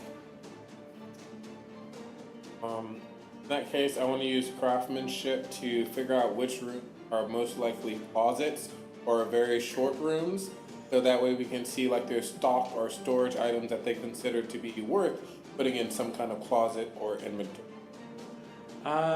Sure. I'd probably craftsmanship, because if you were going to build a similar thing, I'll let you do that. Give me a hard craftsmanship only because you aren't typically building lawful temples yourself. Nope. Nope. Nope. Could I use hunt to determine the best direction, like You instinctually? Yeah. Sure. We'll just make that. We'll make it a hard check again. Like I said, this dungeon is. Nope. Yeah. I would say, do we We're just real start bad at opening So doors? I was gonna say, We just- so Yeah. I we look get at this- you. I'm like, we can't keep. We're we just can't- gonna this great moment. We have two of the most powerful creatures in open the one to the existence, right. and they are using all of their energy, and they are stifled down. So they I said both our resort luck- to our luck is background gonna play. run out. Yeah, they. We literally. Yeah, Just we're a shrug. going low-powered version. We're like, all right, look, can we just like start opening doors? Cool, let's do it. Let's do it. I'm going to the right first. I'll going to wait the for right. you, then I'll go to the left. Cool. All right, so you open the door to the right, which reveals on the inside a strange shape indeed. In front of you, Esimal, is a Come look at this. hole-ridden, ivory-colored protrusion resembling some sort of great uneven mass of cheese. Each of the many holes visible on the surface are about 20 inches in diameter, enough for a small creature like a hobbit to squeeze through. The floor is covered with trails of slime that lead in and out of all of the holes, like maggots burrowing through some sort of organic substance. I enter as well. I'm just like looking. Oh, there's something about it. It Doesn't look important. Is there something that starts crawling out? Do we see movement in it? You don't see any movement in it. You can just tell that it is some sort of twisting labyrinth of tunnels and tubes embedded in this cheesy material. Okay. Based on what you knew about the creatures who live here, you could probably discern that this is some looks sort like of a living space. Yeah, that's exactly right. Cool. Well, nothing in this one. Jack, all right, next one. Let's go. Let's go. We're going to the next door. He's just going across the street here, or did we Yeah. Like, I don't want to get in a place where we are stuck in an area, like we can be surrounded very easily. So let's work one at a time. Yeah, this room is immediately fascinating to both of you as sort of scholars of magic and existence and godliness. This room seems to contain some sort of complex organic device with large bladder-like sacs that look like intestines. However, it looks like there are two baskets. On one end, it looks like maybe input, and you see in that basket the same sort of item from your vision, that manna, M-A-N-N-A, chunk of divine holiness. And then on the output basket, as if you were to put these into this strange eldritch machine, is the same manna but turned a dull gray with a brittle, spongy texture, as if it has been processed into something else entirely different. How many active ones do we see? Is it just like one and one? It says there is 12 handfuls of unprocessed mana, so we could say 12 units of unprocessed mana. I'm gonna try to process one essentially through the Lichy Drain Touch situation, and I'll throw one over to Esimal as well. Great. Before you throw yours over to Esimal, you're going to go ahead and give me a vitality check. This is going to be Ooh, is this the very good hard. stuff? So you're going to roll 1d6. I got a 2 Okay. and a 6. So, oh, I got a 2. So I was going to very say your hard. 2 is so vitality. Yeah. That's it. I got it. One. So when you touch it, you can tell that this structure is basically lethal to most beings. This is to touch a shard of a god, even in your bare hands, is to invite that power into your small, frail mortal body. Luckily, you are not a small, frail mortal. You are the Lich Omoi. And you feel the pulsations, and you overcome the feeling. You can tell that that spark of divine insight was going to envelop you, and you have no idea. I don't know how many times you've had a chunk of godly essence absorbed into your body, but especially if this is a god of law, who knows Only what once. this could be. Just once. We found something that only ever happened once to Lich Omoi. Across all of the multiverse, only one time. That Just one one. Lich Single time. accidentally ate a god. It was a mess.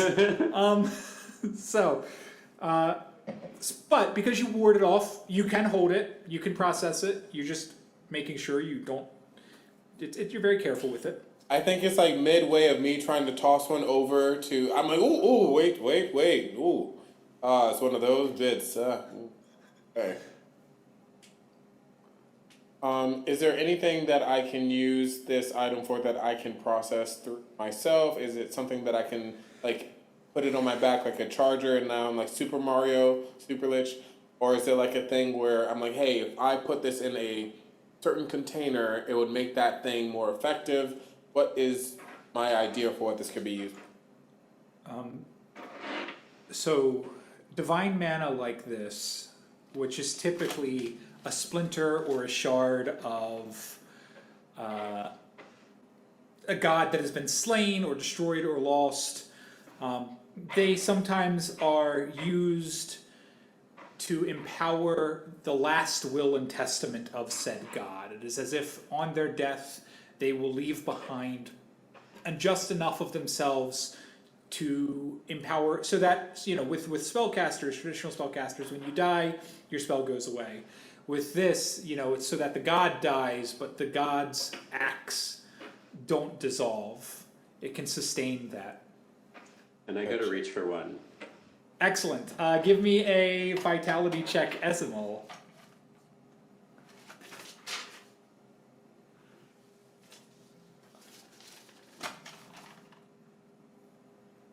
That was a fail? Yeah. Yeah. All All right, so I will sew with a fail. I'm going to put on some darker music for this, because this is intense. Yeah, no. Switch the color to red. Yeah. I handle it, then I look over to you like, oh no, you touched it. I thought, oh god. Okay. Here we go. Horrible truths about the gods are briefly glimpsed by the wielder. You, by holding the power of the god and taking it into your essence, even accidentally, you feel yourself in that god's space, in that god's existence, for only the fleeting of seconds, but in doing so, you know what it feels like to be a god, and the devastating truth, Esimal, is that it doesn't feel much different than being a mortal. And suddenly, the scope of the universe, of what gods are and how they act, is flipped on your head as you realize that this guy over here manipulating matter and jumping universes is probably just as powerful as most gods. So why do we call them gods? Why do we give them the platform, the leverage to demand and to console? You have followers of your own. Hell, you could be a god. And two things happen. The first is that you will permanently gain your 6th ability. I'll give you some options. This is pretty supernatural, so I'll give you all the supernatural abilities. I'll list them off. That can be Sage. That can be Occult again, and you can have as many occults as you want. That can be Predisposed, which is that sort of timey flashback, flash forward, time travel one. Or it can be Technopathy, which is not necessarily technology, but hack and repair and sabotaging magic relics, computers. It can be anything, sort of the gap between craft and magic, technopathy. So sage, occult, predisposed, technopathy. One of those will be your 6th skill. Let's. And one more time, because your mic cut out. Sage. Sage, thank you. It has this habit of just cutting out, like you start to talk and then it just cuts out. Hold on. I think that was a mic setting. I think I fixed it. Oh, nice. Excellent. Yeah. We managed to fix your video and your microphone in one stream. Wow. We did it. Sometimes it takes other people weeks. But you're a lich. You have power over sight and sound. So with Sage, that knowledge bomb drops right onto your sheet, and unfortunately, because it was a fail, you do take a wound. So you're going to check off one of the boxes next to any of your traits. In this game, what wounds mean is that anytime you roll that trait, if you put it next to a occult, for example, anytime you roll a occult, it's going to go up a level of difficulty. So all your mediums become hards, all your hards become very hards. So put it wherever you want. That'll just describe how the wound manifests. If it manifests mentally, or might, or... Hunt. Hunt. Next to hunt. Yeah.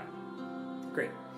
So now your ability, maybe because you're woozy or a little disoriented, your ability to look around and find and make sense of the world around you, to hunt things down, is a little warped. Omoi, you watch a hell of a show in front of you as Esimal. Clearly, the essence is he is not strong enough. You did not want to give him one because you knew he's still rebuilding himself, and something happened to him there. Chrissy Teigen teeth again. I'm like, ooh, which one? What happened this time? Did they take over your body? I'll be like, are you?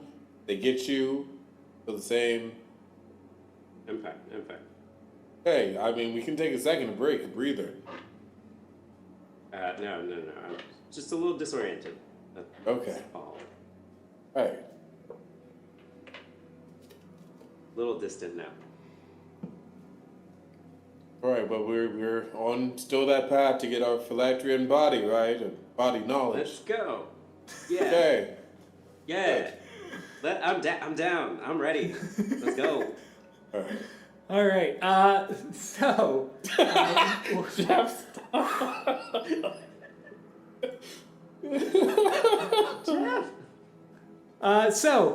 Let's. I'll give you a couple options. Also coming off of the same central chamber here, you've got a room to your left and a room to your right. I'll say this much as well. Now that you guys are both up to full speed and power, I purposefully blurred these as opposed to like a blackout, because I think at this point, now that you guys are fully powered, you can still sense, what lies beyond the doors naturally.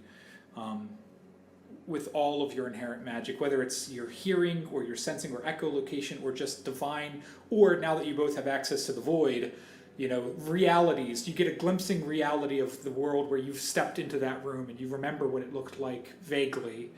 And so you can make these decisions now based off of what you're seeing on the map. And I'll zoom out. I'll give you the whole floor, actually, so you can decide where to go.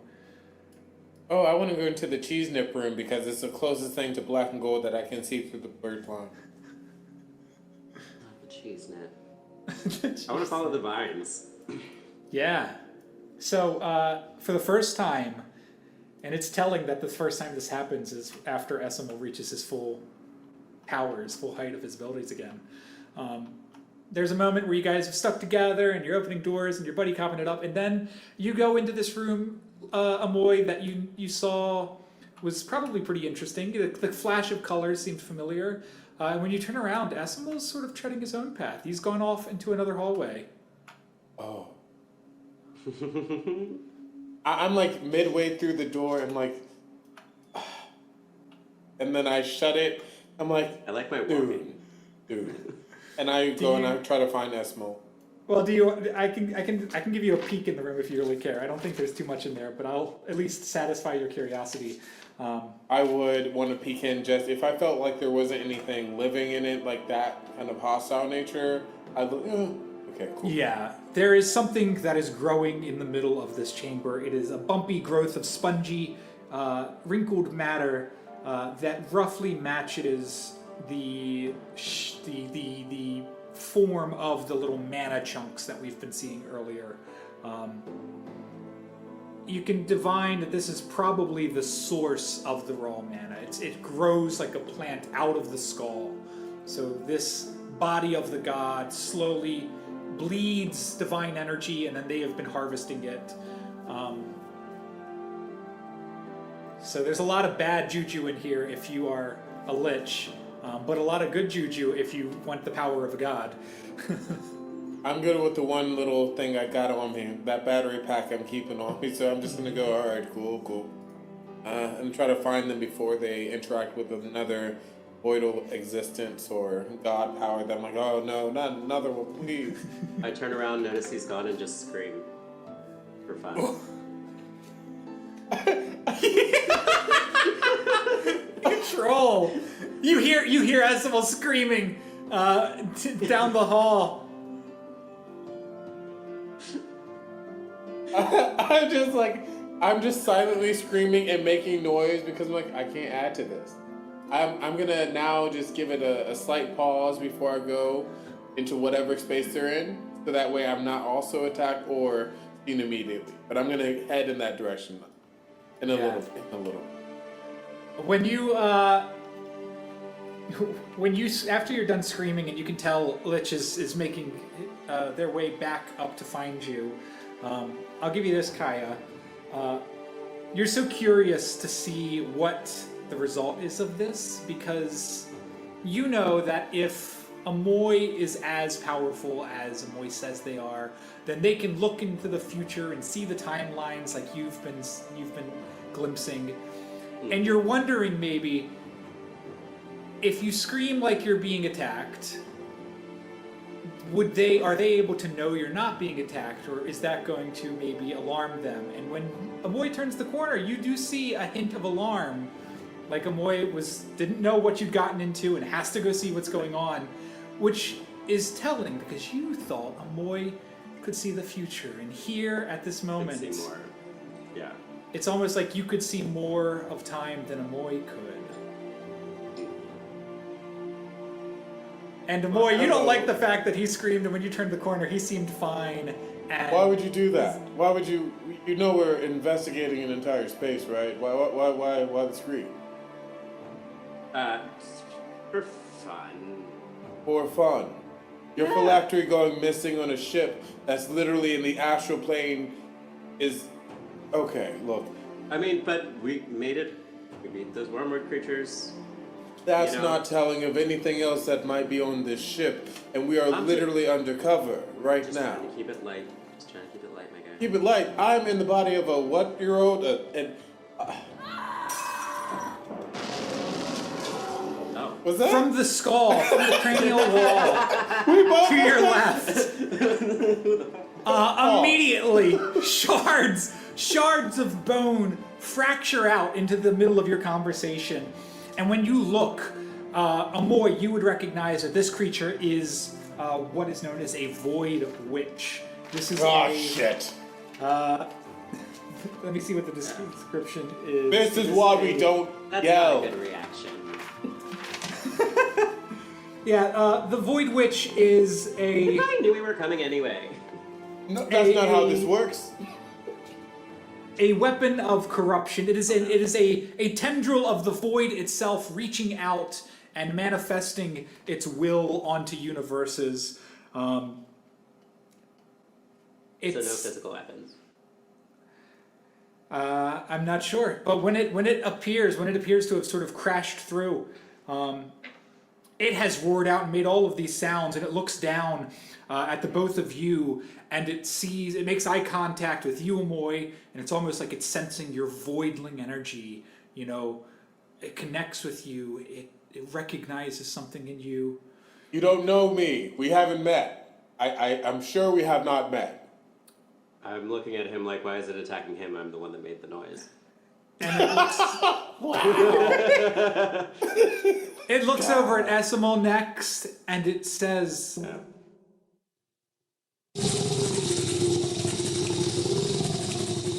Yeah. Can I translate or understand what was said? Is it using void speech? Well, hi.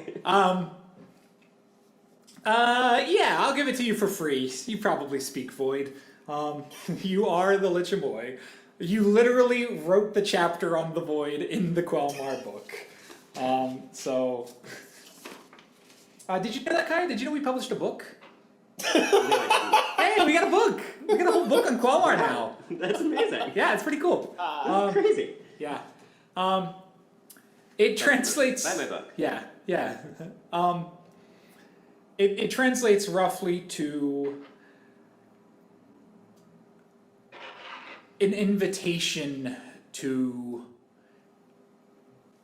help. Okay, I'll give you the translation. You don't have to give Kaya the translation. But it seems like the Void Witch is enticing Kaya to help attack you, which it described as some sort of not traitor. Traitor's not the right word. Okay. But somebody who could be more faithful. Somebody who dabbles in both worlds, and it's almost like there's a voidal word for people who use the void when they should be. You know, it's like a side piece. Like you use the void all the time, but why aren't you married to the void? I'm not gonna go crazy. Why are you spending all the time in because these universes? I know you it's can live not. in the void. So he seems to understand what this thing says, and I go, "What's it saying?" What do you It think? says, they're trying to start some shit because they're trying to start some shit with me. And Well, I'm then, saying back to the let's- thing. Well, you said trying to start some shit with you. Let's fight. No. You just hear this back and forth. What did you It's just back and forth. It's like, look, you don't know what the shit I go through whenever you do something on the mortal reality plane. I'm the one who has to speak to them. You don't. You just go back. You just go back to nothingness. Yes. What he said. I'm gonna need. Can I do a personality I was check gonna for say, this? I think this is a personality check. I think you're trying to fight with personality. I'm like, whoa, don't start Let's no make it- shit. let's make they it are medium. new, okay? They haven't been here before, and you're trying to start shit before they even get in the room. No, absolutely not. Chaos. Let's fight. Yeah, let's see how this works. Personality check, medium. I know you've only got one of those, right? 3. No, that's craftsmanship. Oh my god. No. Personality, no. I didn't get it. Esimal, you watch Oh, wait, as the void. Do I get one bonus because I literally do this with all the planes? And I get Yes. one more dice added to I this? will allow you. You can upgrade that.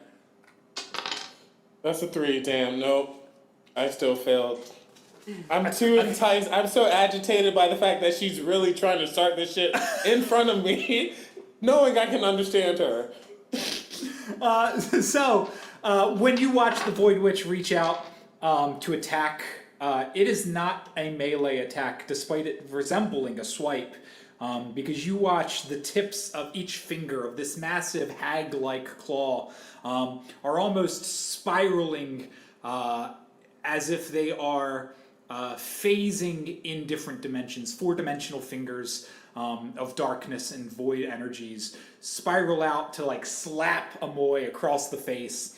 And as the air waves and wiggles around it, like the heat waves you see on parking lots, there is this huge smash of voidal energy. And we'll see if she hits. I'm going to do... she is a void witch, so 1s, 2s, and 3s succeed on this. Can I jump in front of it? Ooh, yeah, I'll downgrade it. Spicy. So that only 1s and 2s succeed. So you've just made her attack basically go down a level. Okay. So that she gets how many successes? 1, 2, and 3. It would have been 4 successes, but now it's 3 successes. Omoi, you're gonna need to use some sort of supernatural ability to get. What's buddy Success. points? Is there any buddy system in place here? Oh yeah, the buddy supposed to be. points. I mean, I supposed think to we're be. pretty buddying it up right I think now. Hold on, We've we can do been this. on we can do each this. other's page. I'm sitting here navigating that world with you. Just Hold wanna on, say determine the buddy everything. points.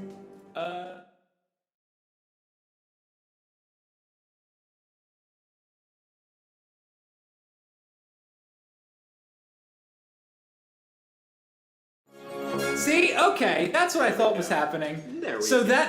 that is where the buddy bar was today. Because you've heard the sound previously in the game, and I had been pressing the button. Yeah. But the buddy bar itself was apparently not updating on the stream, so I just went and I fixed that. And apparently at some point, right before the buddy bar point that I just gave you, you would have unlocked the power of friendship. So, I'm so glad that it took this little argument to unlock the power of friendship. What the power of friendship means, you guys have unlocked a new ability that you guys can both use. You can use it as a substitute for any role you need to make in a game. A conflict roll, a trait roll, and to succeed on a power of friendship, both of you are going to roll 2 dice, like it's a luck check. You guys both make a luck check. However, you only have to match 2 dice across the table here, or within each other. So like, if Kaya got a 5 and Lich got a 5, that's a success. If Kaya got 2 3s, that's a success. So now you've effectively doubled your chances of succeeding any check. So even if I was like, the two of you make a, agility check, which neither of you have, I don't think. You could be like, all right, neither of us are super agile, but with the power of friendship, we can succeed on anything. And you can, and so let's find out. This is true. So this is actually really important to what we're about to do. So Lich, you have an option. I got 3 successes on this swipe, almost 4. Your odds of getting 3 successes, even on 6 dice, are not super high. So you have the option to roll a normal supernatural conflict. You could do occult if you want. And so you'll need your 2 occult numbers. You'll need to get 5 1s and 6s. So you have the option to roll 6 dice and get 1s and 6s, and you need 3 successes. Or you can have both of you roll double, well, roll 2 dice. And I would say the double power of win. friendship in this case, because the reason why Miss Void Witch over here is even here is because you screamed. That's saying. It looked at you first. Because it looked at recognized you me. first. It tried to come into the room and say, wait, I know you. The same way that we were in the mindscape and like, oh, I know where you're from. You're that Alright, black let's and roll. gold voidling, Alright, right? let's All right, so both of you roll 2d6, and let's see if any of the numbers match up. Got a 2 and a 5. I got a 4 and a 6. Ooh, this is not a great moment for the power of friendship. And that checks out. We're at a little bit of a tense moment.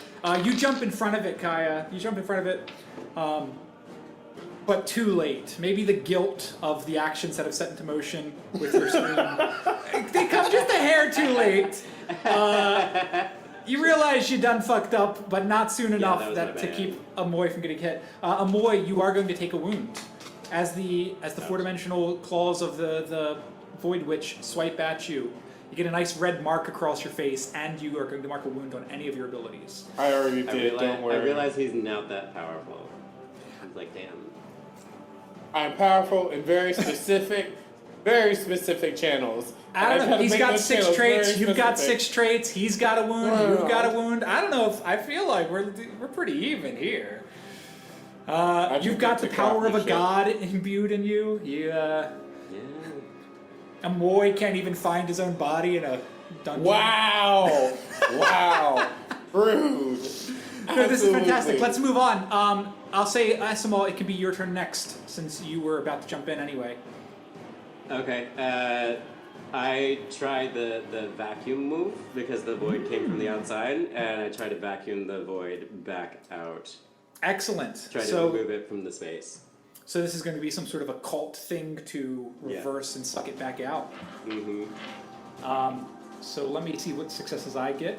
And I will, especially now that we've unlocked the power of friendship, I will let you know my successes first, because sometimes you're like, I can't get 5 successes. We're going to have to use teamwork. In this case, 1, 2s, and 3s. I got 1, 2, 3. I got 3 successes. So you will need, and for this to work, you'll need to get 3 successes on your occult check. So you'll roll 6, but you'll need, yeah. 1, 2. I got 2 successes. Not enough. Yeah, so you start to dabble more into your magics now that you're feeling back at full power. Maybe it's a simple spell, maybe it's just, opening up a wall and hoping the natural vacuum opens up. Maybe it's a time spell, maybe it's reversing her movements to send her backwards and out of where the skull was. Maybe it's a like this transmutation Amoy's doing over here. Maybe you just transmute some of the wall's energies into a different material. Whatever form this takes, it doesn't work, and that's fine because you're still getting used to this power. But you can see, Amoy, that Esimal is tapped into some pretty serious magic now and is trying to fight off the witch, which is good because for a second there you weren't sure if Esimal was going to fight on the witch's side. And it is your turn, Amoy. I'm just like still like slightly shaking my head, but not like an obvious like I can't stand you, but it's like a for maybe later we'll at this, and then I'm gonna try to do another voidal attack against this witch. Great. I'm gonna basically try to set the requirement to keep your existence to yourself, so that any instance of her trying to attack something, she's essentially gonna be hurting her own damage. All right. So Rude. I got 1, 2, 3, 4 successes. So then I do 66. You'll do 66, but you'll need 4 occult successes. That's a 6 or. I was going to suggest the power of friendship, but dice are rolling. Oh, I didn't know how many times you can do that. I thought it was like a once per. Power of friendship is unlocked for every roll. If you wanted to do it, you could replace every roll in the game with the power of friendship right now. Did not know. I thought it was like a inspiration or Yeah, like we'll see how this Let's do this together. I would be, and I think the reason why I did such a subtle shake is like, I still need your assistance. And We're gonna. Okay. Esimal's jumping in It's here, so 2. I'll give you guys. I missed the subtle shake. I got 2 and 2.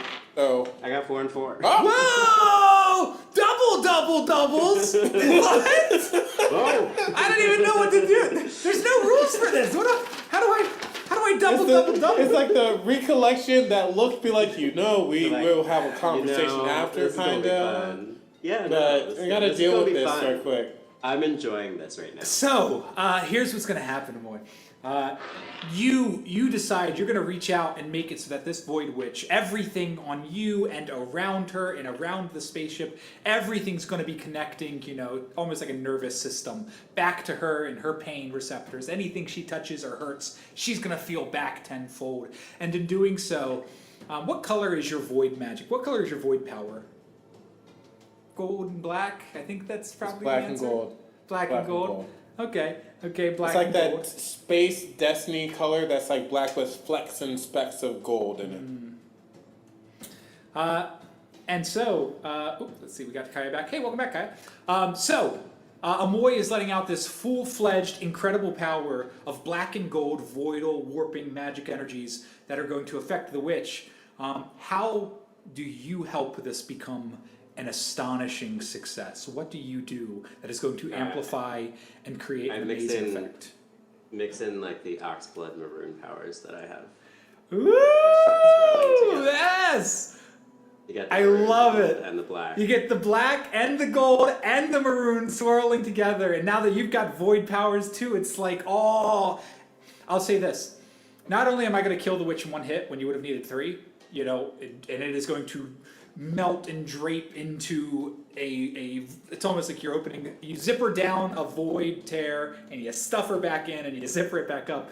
But because your spell was to make everything here part of her, strips and bands of maroon and black and gold spiral out into the floor and under your feet and behind you and up the walls, and for a moment as you envelop the entire space of the skull in your combined voidal magics, both of you get another vision that everything you're looking for is upstairs. You finally touch base, only for the fleeting of seconds, with your natural energy sources before the divine holiness, the bones of the gods, stifles it back down again. Like you saw something didn't want you to see. Alright. I think I got a hit. Do you feel that? I did. Oh, I think you felt it so hard that Yeah. it froze. Yeah. Okay. No. Oh, no, you didn't Did it freeze freeze me. again? Okay. Okay. For me, it froze for a second. Oh, Okay, first for so you. I was like, No, you're okay. good. You're good. I'm like watching Yes. the stream and I'm like, all right, I don't see No, it. you're looking good. You're looking good. Okay. So, so the two of you, having banished the Void Witch and touched into the fabric of what's here, what do you do? High five, let's go. Yeah, we're gonna go, but you realize that we shouldn't yell. I learned my lesson. I'm just saying for the future, those kind of things keep happening when you test the void. That's why we don't do that. That's why I was saying earlier, don't tap into it too much because other versions of yourself do that. Like that. That thing, it happens in different weird ways each time. He was cute though. She was a little cute. She could have, yes. But still, we're thinking I about understand. our I got it. phylactery I and got our you. body. I got you. Okay. Chef. Right. We chef. All right. So, Do we go Boss soon chef enough? talking. yeah. I was gonna let you finish that out. So, as you arrive at the top, you guys come out of the set of stairs, and you are now standing on top of the skull, or not on top, but in the. You're inside the top of the skull, the brain cavity. Thank you. You have entered the brain cavity. So Captain. above you, it's almost like it's no longer a carved room, but like a cavernous space. The echo of your footsteps bouncing off the walls, and there is one other creature you can see in this space, and it is one of these creatures here, and it appears to be standing on a plinth, a little platform, and it is evoking or praying or yelling at this. What's the description here?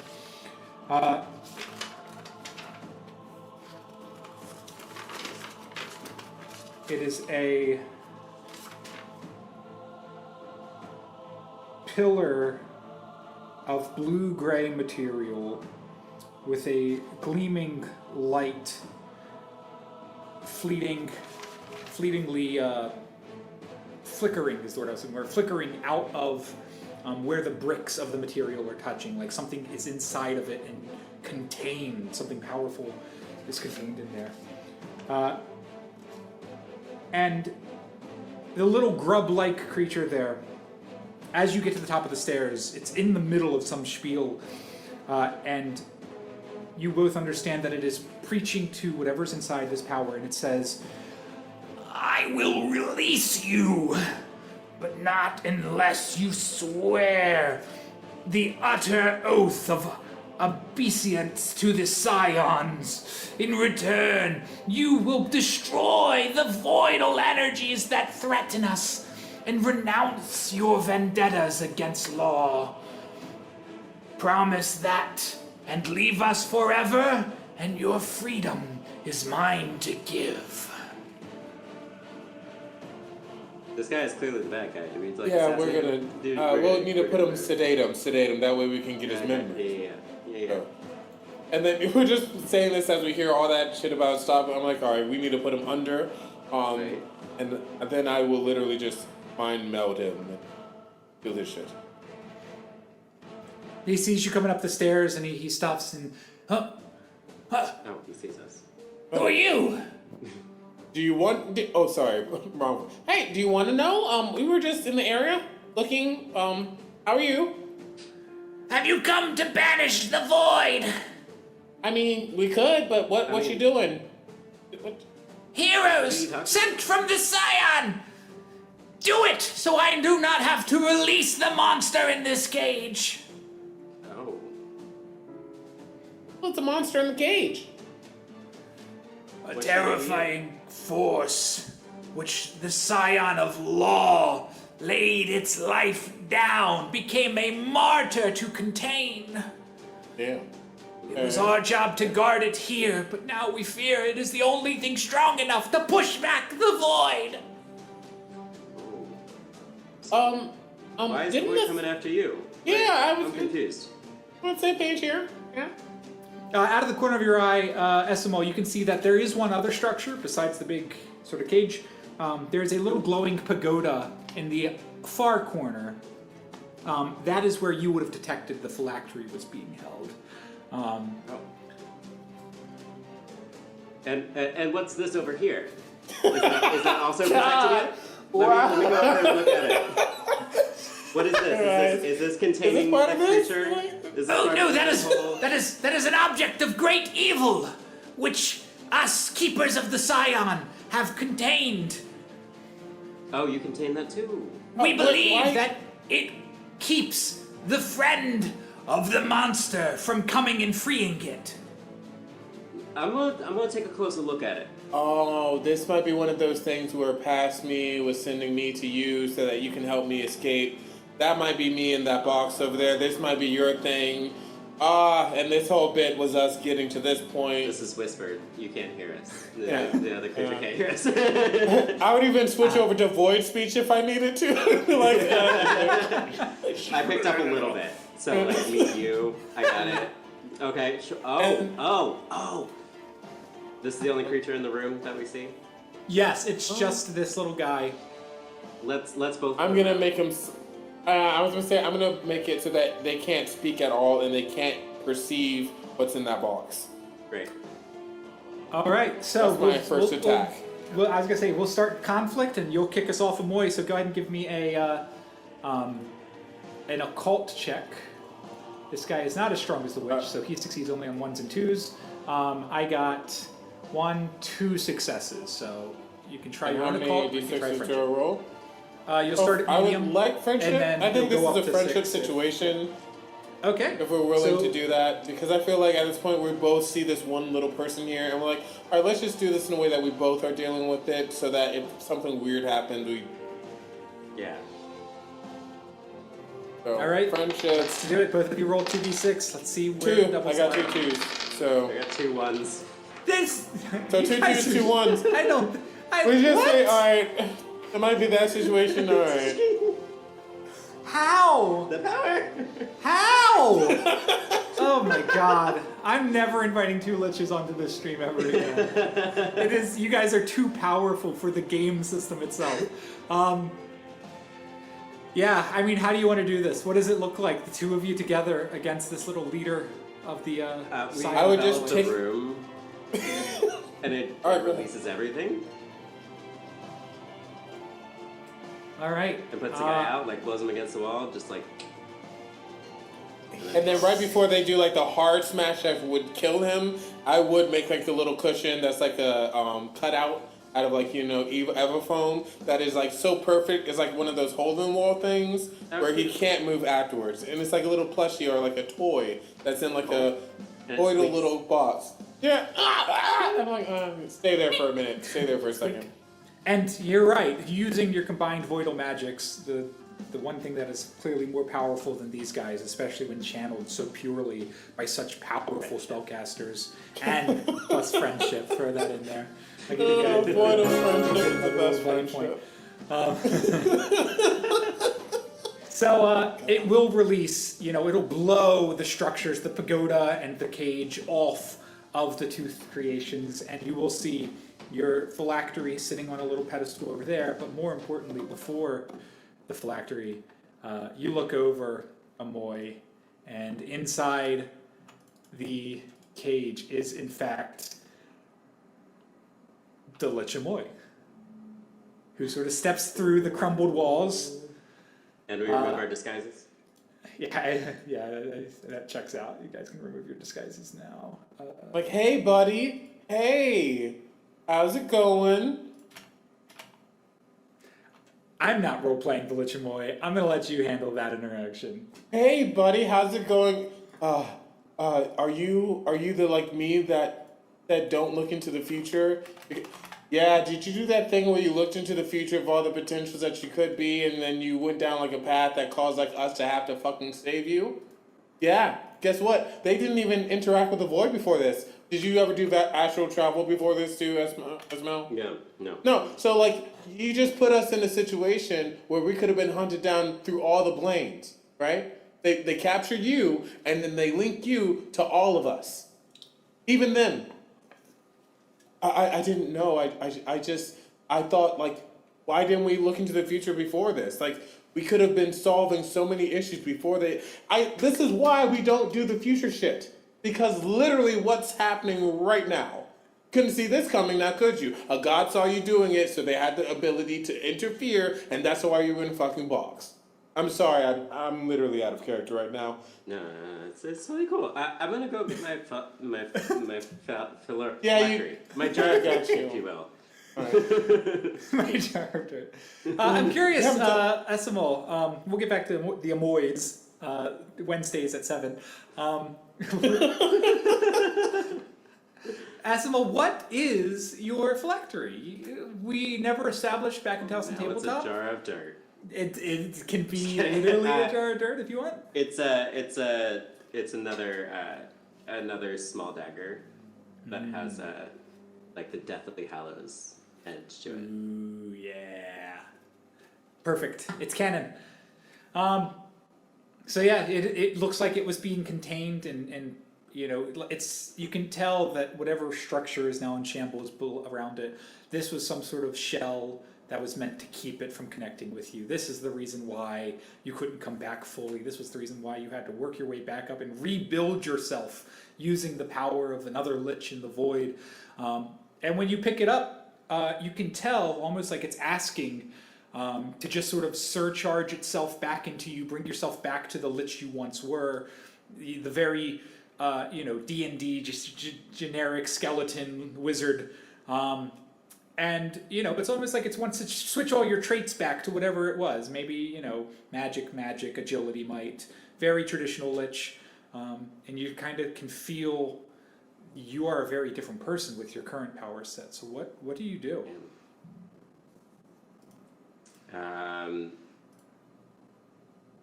I take the power without changing who I am now? Yes, you can do the reverse. So you can funnel your new self into it to permanently change, what you are and what you want to do and the powers you hold. Let's do it. Meanwhile, across the skull, what's going on with the two Omois? I'm not dragging them by the ear, but it's very much that energy as I bring them closer to like, oh, you got your phylactery back, not all good. Not the music. It's like, okay, so I'm gonna put a restrictor locked on this one to make them forget like all of this happened, and then if they naturally go back into the magical arts, they will. But as of right now, they're on a timeout. So if you ever see this face doing any kind of magical thing, could you be a kind individual? I know that's hard for us, but just like either erase their memories, send them to the void for a little bit, that kind of thing. Absolutely, I couldn't have done this without you. Wait, that's a lich? No, wait, I can't. I mean, that's an, and like, no, you'll get used to this. There's other liches, usually they are evil, and I'm sure they're evil, but it's whatever. We'll deal with that. No, I really don't care what happens to anybody else. Me too! See, and this is why this is what liches usually end up being, like, once you have enough time, you just... Like, if it's good, if it's bad, like, it'll be fine, You know what, we should work together later in existence if we have the chance to. I'll call upon you if you're free. Absolutely. Wait, how often does this happen? It happens every now and then because that's what this part is. Like, the check-ins is because this shit happens more than it should. Usually it's not as big as this, where you are on a ship made out of bones from a god. But we'll talk about that later. And I'll give you, like... time. It was really fun. I don't know. Don't encourage this behavior. I'm sorry. It was the worst thing. We got attacked by a void monster. There were some worms that were also wood.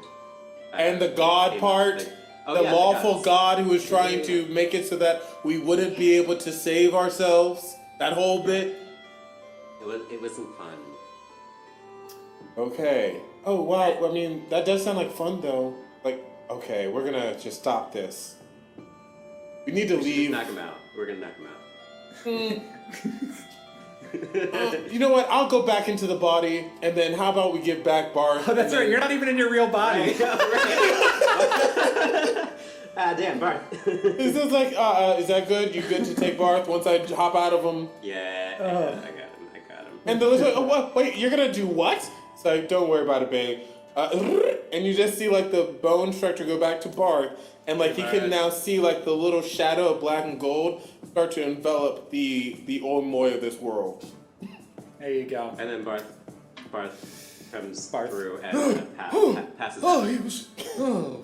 Oh, all right, So- we're back. Welcome back to your body, Lich. It took you a while. You had to go the long way around, and you made some friends along the way. As we grab our friends, our phylacteries, and our acolytes, and we have finished our check-in, and we head back to our multiversal voyages, I'll give you guys just sort of one last chance here on the edge of the universe. As you look out, I can put you guys like on top of the skull. Let's do that. So you guys are just sort of standing now on the skull, looking out into space. You can see there's that tear, that rip of the void, just sort of welcoming, beckoning back to jump in and continue your journeys, Lich. Before you depart ways, is there anything else you want to say or do? Well, it was a pleasure. Typically, whenever I do these things, I don't have to interact with anyone outside of me. So it was nice doing it in a way that we weren't instantly fighting. Typically, like I said, people are either so self-enriched or have such a large ego that they just try to fight me on sight, which is why I try to talk out nowadays. I mean, you listen, so thank you. And is this the Lich of my world? Currently, I'm going to say yes. However, they might not become me. So, if I do a couple more check-ins and we determine that this is a reality meant for this kind of entity, then I will lead them to becoming a form similar to myself. I mean, we could keep him with me. Okay. Alright. I will say that I'm going to put a fail-safe on them then. If you start trying to corrupt them, they're going to literally dissolve into nothingness. Well, nothing. Yeah, sounds good. Sounds good. Okay. Good. I mean, just watch them and make sure that they're doing not the right things, but just how I've interacted with you. You got it, dude. Alright. And then you see the form of me just go into like a black and gold puddle, and then it just resumes being that form, but I'm going to go into the rift. So you just see like this cloudy structure being start heading towards the rift. Now, how am I supposed to get Barth out of here by myself? Oh, wait. You see like Which way out? I go back into the body, and then they're like, not again. I'm like, all right, cool. We'll deal with this right quick. And then I do the reverse of the summoning ritual, where I do the automation where they're chanting how they were. Now they're chanting to summon us back to where we were doing this first ritual. This is our little Omoi mist after he bodiless, but just doing his last little rites before he heads off into the void. So I will make sure, like the ritualistic chanting that was being done, they are now Bluetooth to say return home, and they're pulling now all three of the bodies that are here back to that form and back through the portal. And I'll give you, Kaya, one last scene since this Lich has left our universe. One little last montage or tableau with Esimal back in full power and having found new types of strengths and new types of magic. What's the last we sort of see of Esimal before we roll credits and we head out? He's standing over the body of Lich Omoi in his realm. And Lich Omoi is just waking up, and he goes, "Hey, buddy." And thus, the student has become the teacher. Hey, there we go. And with that, we'll end today's session. Congratulations, guys, on going on your Lich Buddy Cop adventure. Some words that I don't know if have ever been spoken in the history of mankind. Oh my god! One for the books. Yeah, absolutely. I hope you had a great time. I certainly had a great time running this adventure and reconnecting with both of you. I will just. We don't have anything else to add here, really, as we're closing out. So let's just do a couple plugs real fast. If you want to watch more of just the Q of us, we'll be back next week. On next Friday, in fact, and we've got 6 or 7 more games to go. We've got some. If you're curious, Kaya, we've had Dean Whitfield on this series. We've had Liana Breezy. We've had Thomas Gardner's coming up. We've got a lot of old friends have been doing something. Have been jumping in here. And same for you, Thanks for having Omoi. me. I appreciate Yes, Kaya, thank you so much for coming back. Everybody just needs to recognize Kaya hasn't been back to Quelmar since 2016. Kaya came out of Esimal retirement to rejoin the realm for a little buddy cop adventure. And yeah, because it was a character study, I think we learned more about Esimal today than we ever did in all of your past appearances combined. Which is one of the reasons we do these games, because, you know, sometimes Quelmar's got amazing characters that just deserve a little more spotlight. Now, we have one last thing to do before we sign off for the night. I think we're going to steal Omoi's variation on this from your show. What do you say at the end of each of your episodes, Lich? We say keep it rolling. We say keep it rolling, and do we need to roll jiggle the We dice? do, and then we do a cheesy look into the camera as we just. All right, I'll do it. We're gonna do it. We're gonna do it. So you give us a countdown, and we'll keep it rolling. It's always Ready? a bad countdown. It's always look into the camera, so everyone get your dice out and start rolling. All right. And remember, we're gonna count down in 3, 2, 1. Keep it rolling. You're right. That was terrible.